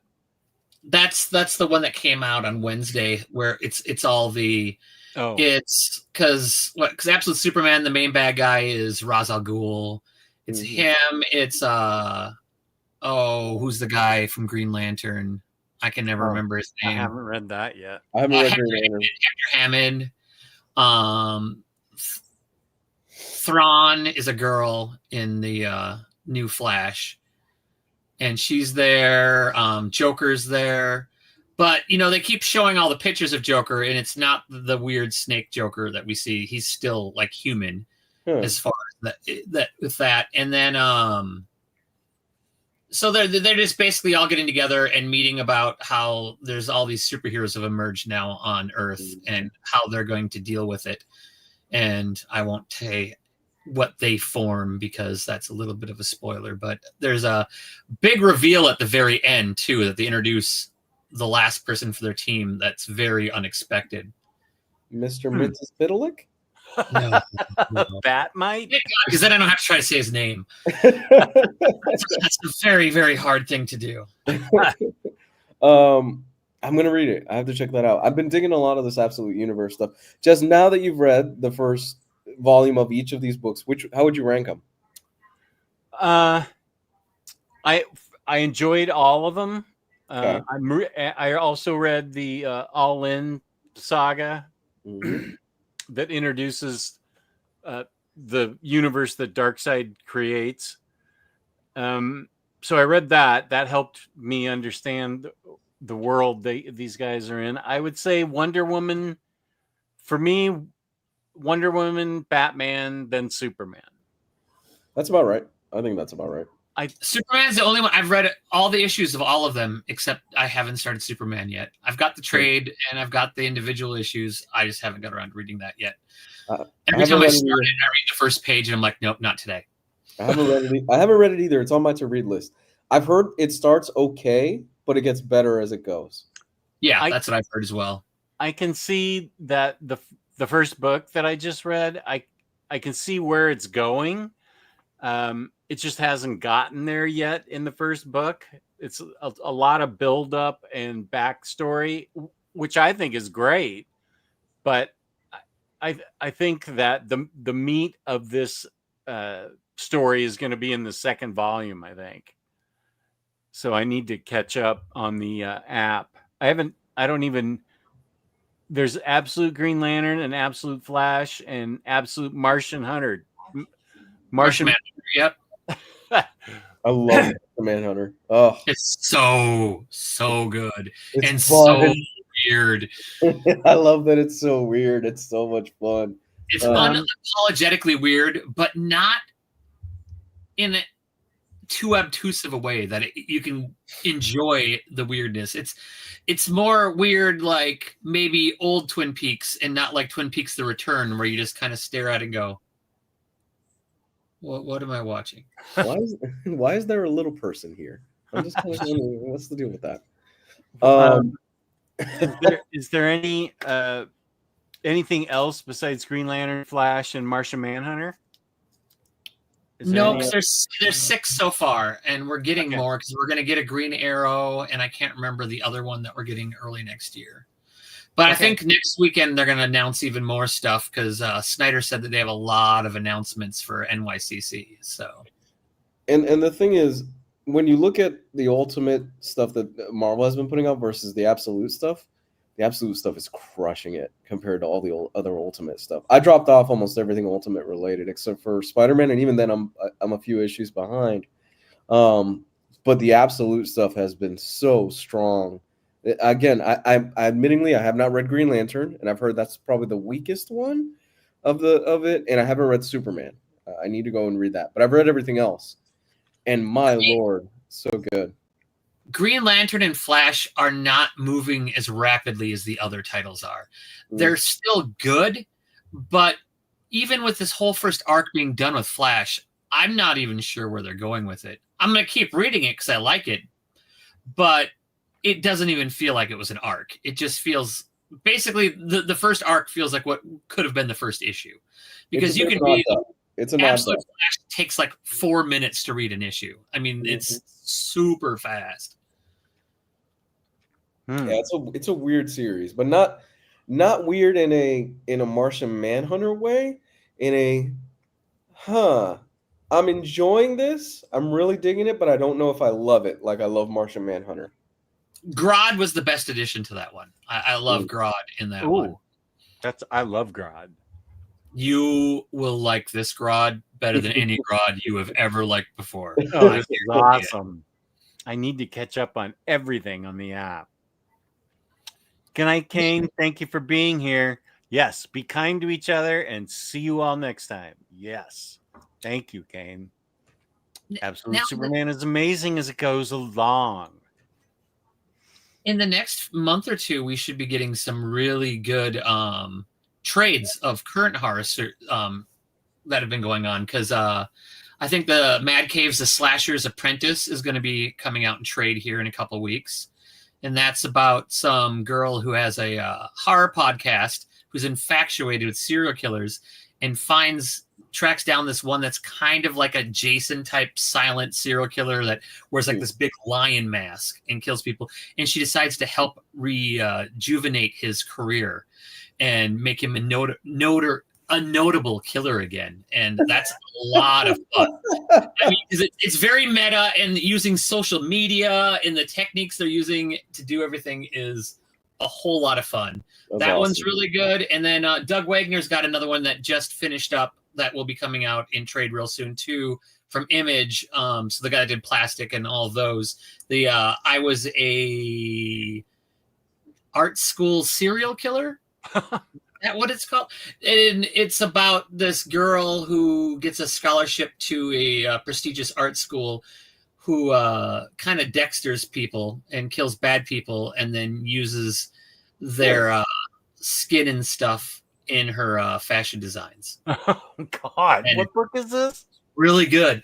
It's let me hang on. What was it? What's the real name of it? Let me look at my image here. It's I was a beauty school serial killer, maybe. Let's see here. Nice. It's so twisted, but I'm intensely drawn to it. Yeah, no, and it's really it's very lighthearted and a lot of fun. I was a fashion school serial killer. Oh, okay. I have heard of that one. Oh, that's not going to show up real well. I was going to show you the cover of the first one, but it's That's it's not going to work.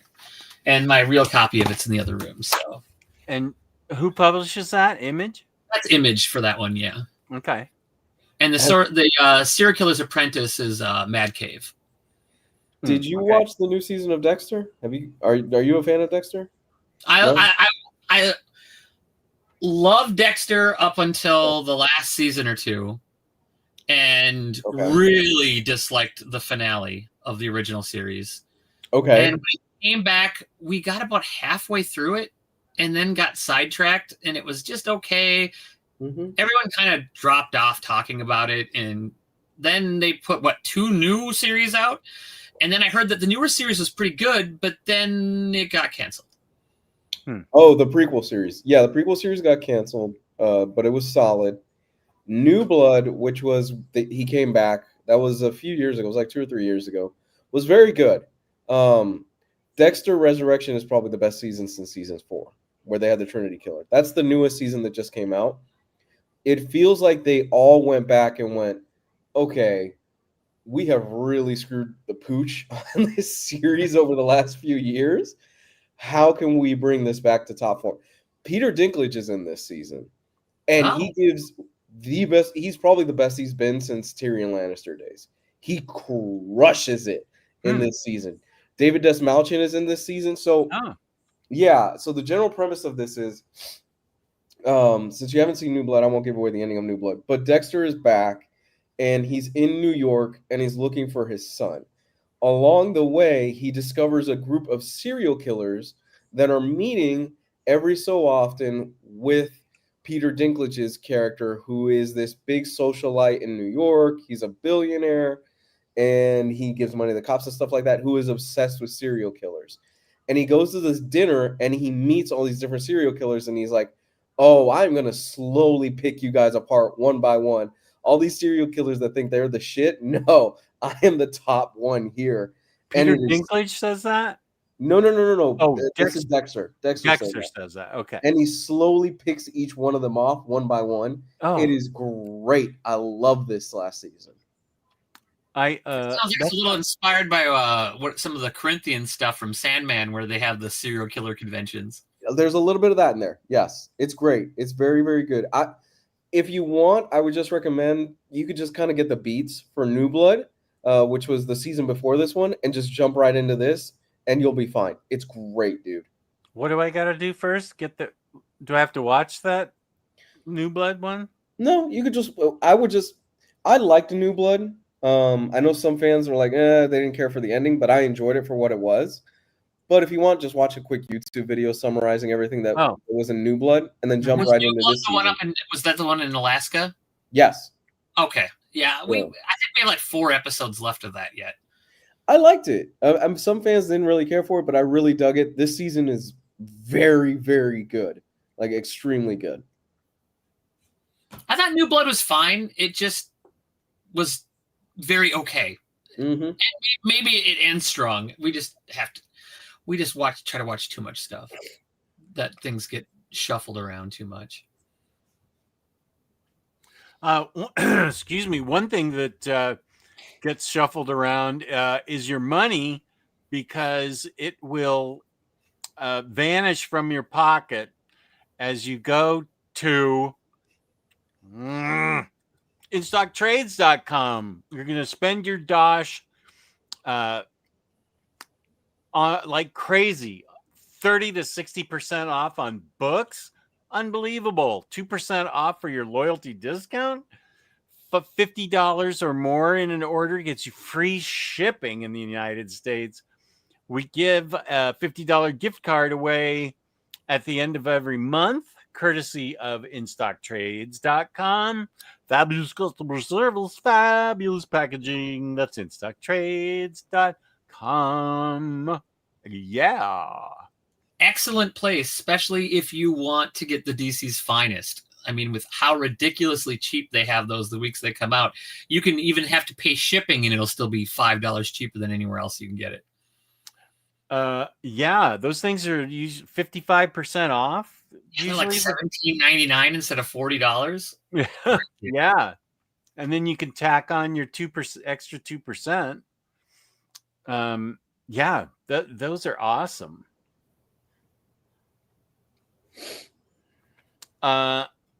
I shuffle a lot of Dosh back in my wallet with all the savings from IST. Nice. Well said, Razor. Now for horror comics, Jess, are you a big fan of Something is Killing the Children? Oh, yeah. I didn't get the chance to pull it. Well, it's in a huge stack in the other room, but excuse me. There's I still haven't read the second volume, and I need to read House of Slaughter. Yes. So if you're getting the deluxes, the second volume, they skip one whole trade between volumes 1 and 2 because they're gonna. I think the third deluxe is all gonna be prequel stuff because there's an arc. There's been 3 arcs now that take place before it, and they skipped over that. Even though there's that new omnibus that just came out for Something's Killed the Children, but it's a paperback omnibus that actually has the first 20 issues that came out like a week ago, I think. But and then the House of Slaughter deluxe is the first, third, and fifth arc from that series because it's those. Every other arc is because Jace gets introduced in the end of the first big arc in Something is Killing the Children, and he's the main character for those arcs of the Book of Butchers. He's in the other houses with the white masks instead of, because you start to learn there's like blue mask, red mask, blue, and there's tons of color. There's so much out there. There's a lot of world building in that series now. Okay. I remember reading the first volume and loving it, and then going, man, I can't wait for the next one. And I just did not keep up with it, and I keep hearing fantastic things about it. Yeah, it's way better to read collected. It's much like it's like when I tell people with like Saga, not a lot happens in each issue, but it reads so fast when you're just pouring through them and stuff like that, and that it can be sometimes frustrating, especially if there's gaps. Like if there's like a delay where, you have to go like 3 months and then you get to read a 3-minute issue and then you get to wait another 2 months and stuff like that. It's definitely one that it doesn't hurt to trade wait on those or wait for the deluxes to come out.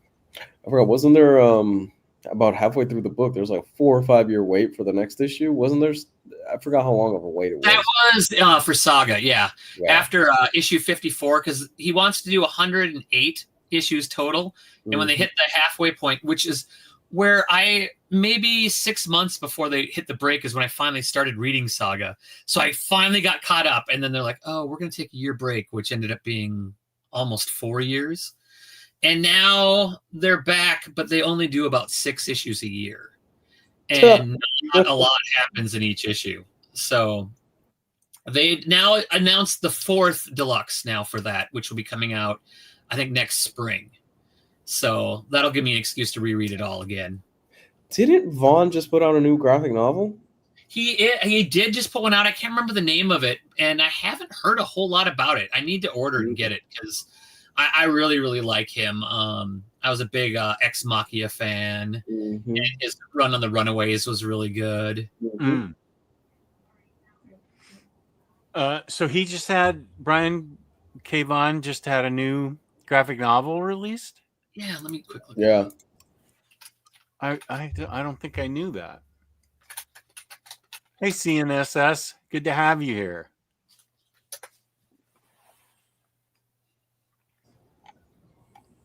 My teenager is still watching that Slender Man series that Larry recommended, and she seems to be enjoying it. Oh, she is watching it. She's watching it right now next to me. That's who I guess she seems to be enjoying it. She was protesting for a while. She finally. That's great that she's watching it. What does she think? She's digging it so far. Cool. There was a point in her life where what were you, like 10 and you were obsessed with Slender Man? No, I think it was just like creepypasta in general. Okay. It's because I used to see a lot of that. I think we were like 10. You shouldn't have been watching that stuff. So Spectators is the new Brian K. Vaughan shot. It's 344 pages, so it ain't short. And it's put out by Image. Who's the art? The art is... Where is it listing? Dan Mora. He did it while he was in the bathroom one day. Nico Henrichon? It's Henrichon. Whoa. I'm not familiar with that artist. Yeah. And has it been released yet, or is it upcoming? It came out September 10th.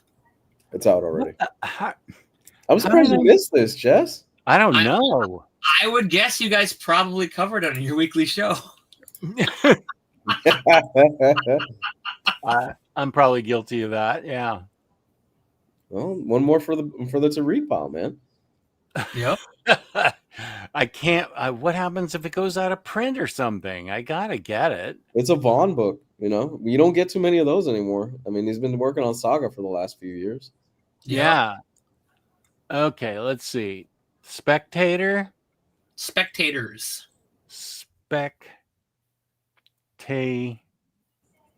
Which part of me is just I'm ready for him to wrap up Saga because I'm like, okay, I want you to move on eventually to maybe something else because I really liked Saga when it first started and I was all caught up and I was reading it monthly and then that 4-year break just killed my momentum in it and I know I need to go back and just read the second half. I think it's 70. It's up to 70 now. I think something like that in there. I think it's somewhere up there. But part of me is also like, I could wait another 5-6 years or 10 years for him to wrap it up. Saga's newest issue is 72. Oh God! So they've done 18 issues now since it came back. So they're about a third of the way on the back half now. That's been over a period, I think, of what, 3 years, 4 years, something like that. Oh yeah, because the first year they did more than 6 issues, but I don't think they've done any more than 6 issues a year since then. Mm-hmm. Okay, this is proof of what's going on in my head. You ordered it already, didn't you? No, they covered it on Omnibros and Essential Collected Editions. That's my show, and I bought it because of that. If you turn around, you can see he's probably got 4 copies of it somewhere. Is it somewhere here? Actually, I wonder if I did buy it. I'm gonna go. You guys talk, and I'm gonna go. I know right where I would have put it, so I'll be right back. He might have a copy of that sitting somewhere on his shelf. See, there was that night he had all those Frosties, and maybe it did something to him. You know, I think that maybe he lost a few days there. You know, and there you go. There you go. It might have happened. Oh Blacked my out, goodness! woke up in a thicket outside. Yeah, I love Vaughn. I love Vaughn's older. I'm just ready for him to move on from Saga, and I don't know what it is. I haven't been I didn't vibe with it after it came back, and I really need to go back and keep going because I was really interested in the story of Hazel and her growing up and what happened with. It ended on a really good note. That first huge chunk where everything that happened with her dad and everything. I was like, oh wow, way to rip my heart out. Yeah, they don't play in that comic, but there hasn't been as many substantial moments in the new since it's been back that we had in the first half. Okay. Yeah, because the whole thing with the will was fucked up in that whole situation and how dark it got. Mm-hmm.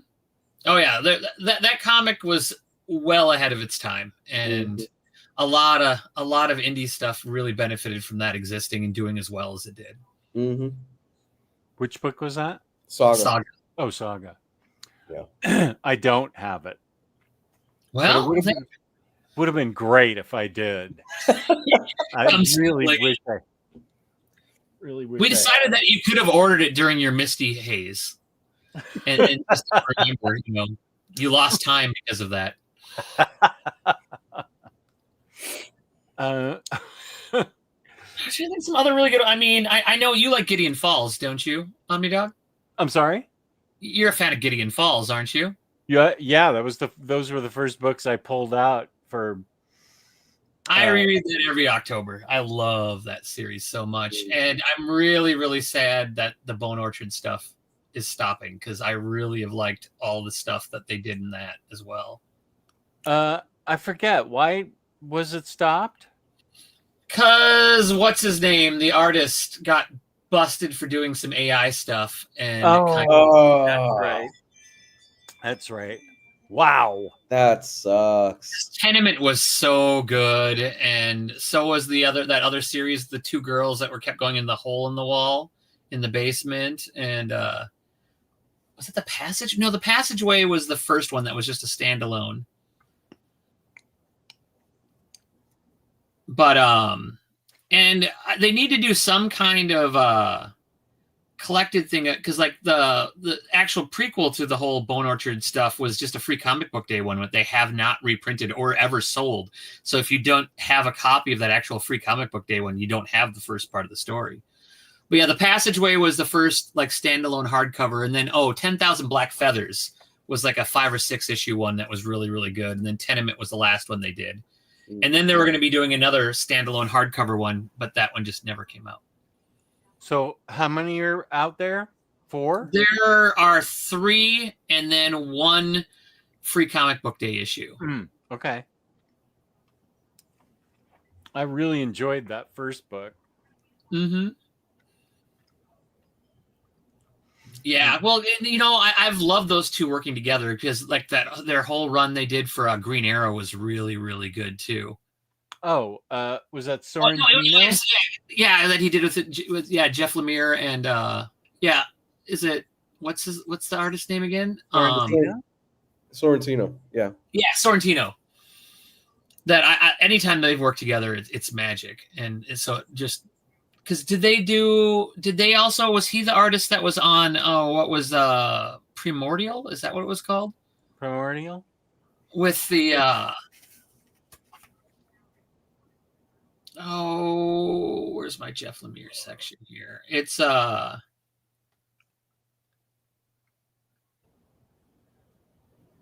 Primordial. That was an Image one where it's the animals that they had sent up into space and what happened to them. Oh, yeah. I'm good. Anything with animals, I'm just I'm with Jess on that. Like, I could watch somebody get disemboweled right in front of me, and I'm like, awesome, that was cool. You're not gonna go see Good Boy this weekend? No, because if I see a puppy or a dog get kicked, I'm like, I'm done. I'm not watching the rest of this movie. Or even in There's danger. no way they're gonna kill the dog. You don't know.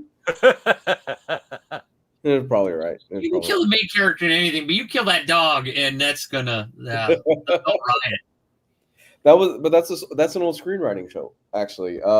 For years in Hollywood, it was the rules in screenwriting were you don't kill a kid or you don't kill a dog, because you lose your audience, or you tend to lose your audience.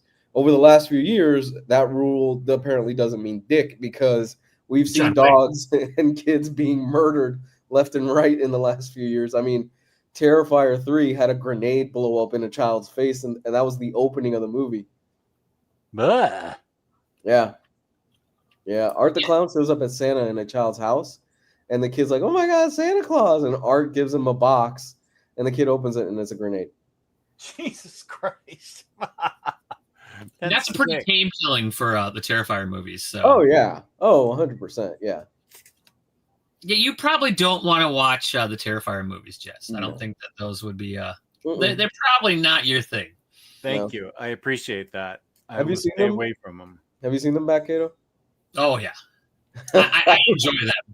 I enjoy them too. Not, the first one, not as much because it's not focused. You know, I hate the first one. I was my daughter and we watched it, and I hated that movie.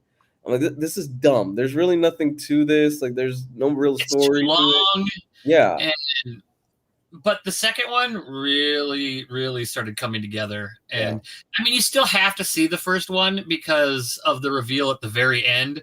Ends up coming into play in the later ones, which would be a little confusing if you didn't know that part. But that's really the only benefit of seeing the first one. I haven't watched the 2 All Hallows Eve anthology ones, but I heard that they're not necessary to see because he's in those. Those are the first appearances of Art. But it's even played by a different actor in those as well. Yeah. 3 is probably the best one because he hit a good balance of like, oh, there's a little bit of story here. It's not too long like Terrifier 2, which just goes on forever. And the practical effects are just insanely good. It's truly incredible what they do practical-wise. Oh, yeah. Yeah. The scene with the chainsaw, I'm such a freaking child. Because I'm watching the scene with the chainsaw and I go, that chainsaw better go up that dude's ass. And sure enough, the chainsaw goes up a dude's ass. And I'm like, all right. They're fun movies, Jess. Okay. Yeah, but I should have put my Art Clown mask on.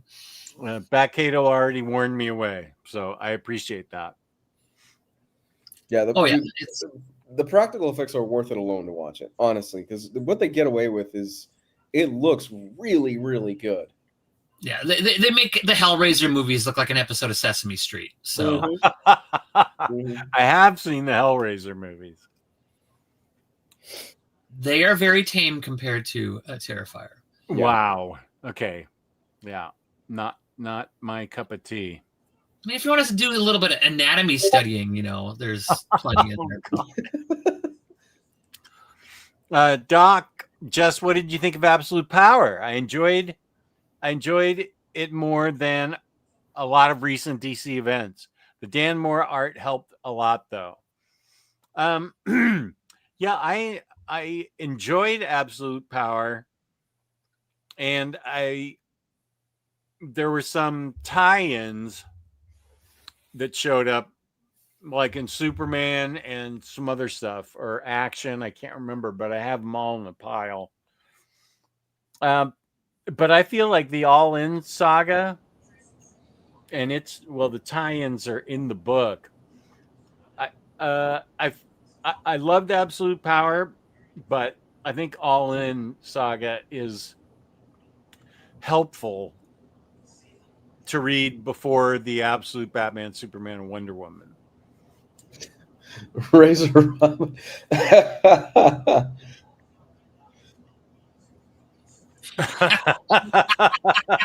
Razor Ramon says, posted a clip of you previewing Spectators by Brian K. on this very channel in your Discord. You sure you don't have the book? Okay, let's see. I already read it. It's already on my Goodreads. So did you fold and really order the Fartacular Spectacular special? I'm sorry? Did you actually fold and order the Fartacular special for the Harley Quinn book? No. Oh, I thought you were totally ordering it that day. What's that? I thought you were ordering it that day that they told you what it was actually about. No, that's not my thing at all. Remember, it's a touching love story. Please, can you please order it? No. Why not? It's Harley Quinn. Oh, how dare you? Can I gift you it? Oh, here it is. Let me share this with you. I will Amazon it to you if you want me to. I don't want you to. What? Oh, here it is. Okay. Share screen.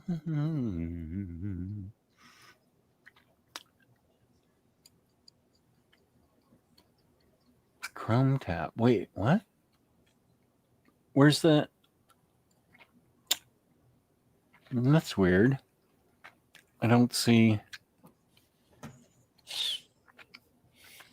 Oh, I see what I did. You can do it. I have faith in you. I need to pull it up. Okay, just a sec. Why can't I share this? Let's see if I go to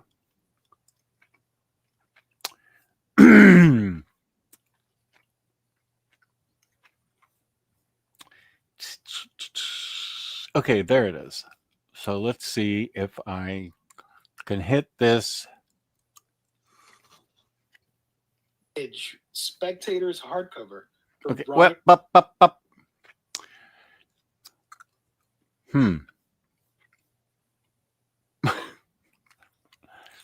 I can't. Are you just sharing the Discord app and not your browser?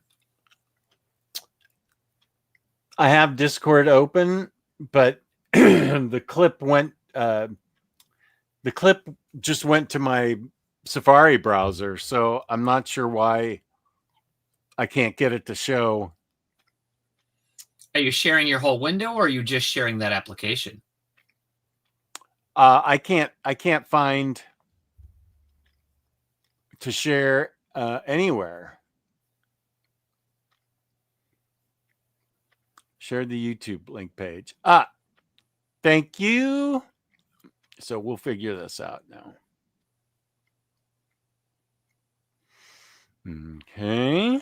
I want to put up the Simpsons technical difficulties sign. We still have that. Okay, wait. I have it.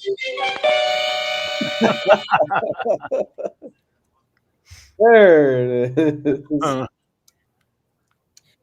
Okay. Where did you post it, James? Mana, do, do, do, do, do. Mana, do, do, do, do. We had that 45 when we were little kids and used to listen to it all the time. Mana, do, do, do, do, do, do, do, do, do, do, do. Razor. While Jess goes on a hunt, I can pull up one more thing from my list. I've got, let me see, Dangerous Animals. Dangerous Animals is a super fun film. It's kind of a slasher film, and it involves a person that kidnaps people and feeds them to sharks as a tribute to the ocean, and he videotapes them as he does it. Is that the one with Jack Courtney? Yes. It's so much fun. I really dug the hell out of this one. It's old school, kind of almost a slasher film. It's really low budget, but it's fun, guys. Check that one out. I really recommend it. I picked up a digital copy of that one, but I haven't had a chance to watch it yet. Oh, it's worth your time. It's a lot of fun. My wife and I, we were laughing. We were having a blast with it. It's really good. Jack Courtney is weird. This weekend, I think we're going to do a VHS Halloween. Is there a new VHS out for? There is. Okay. Today. Fuck yes, because I got a notification from on Shudder, and I wasn't sure if it was telling me of the old VHS movies or if the new one dropped. I'm so down for it. I can't wait. Yeah, the new one's out. I'm still waiting for them to put out the new Hell House. I love the Hell House movies. Mm-hmm. Let's see here. I'm looking through some of mine.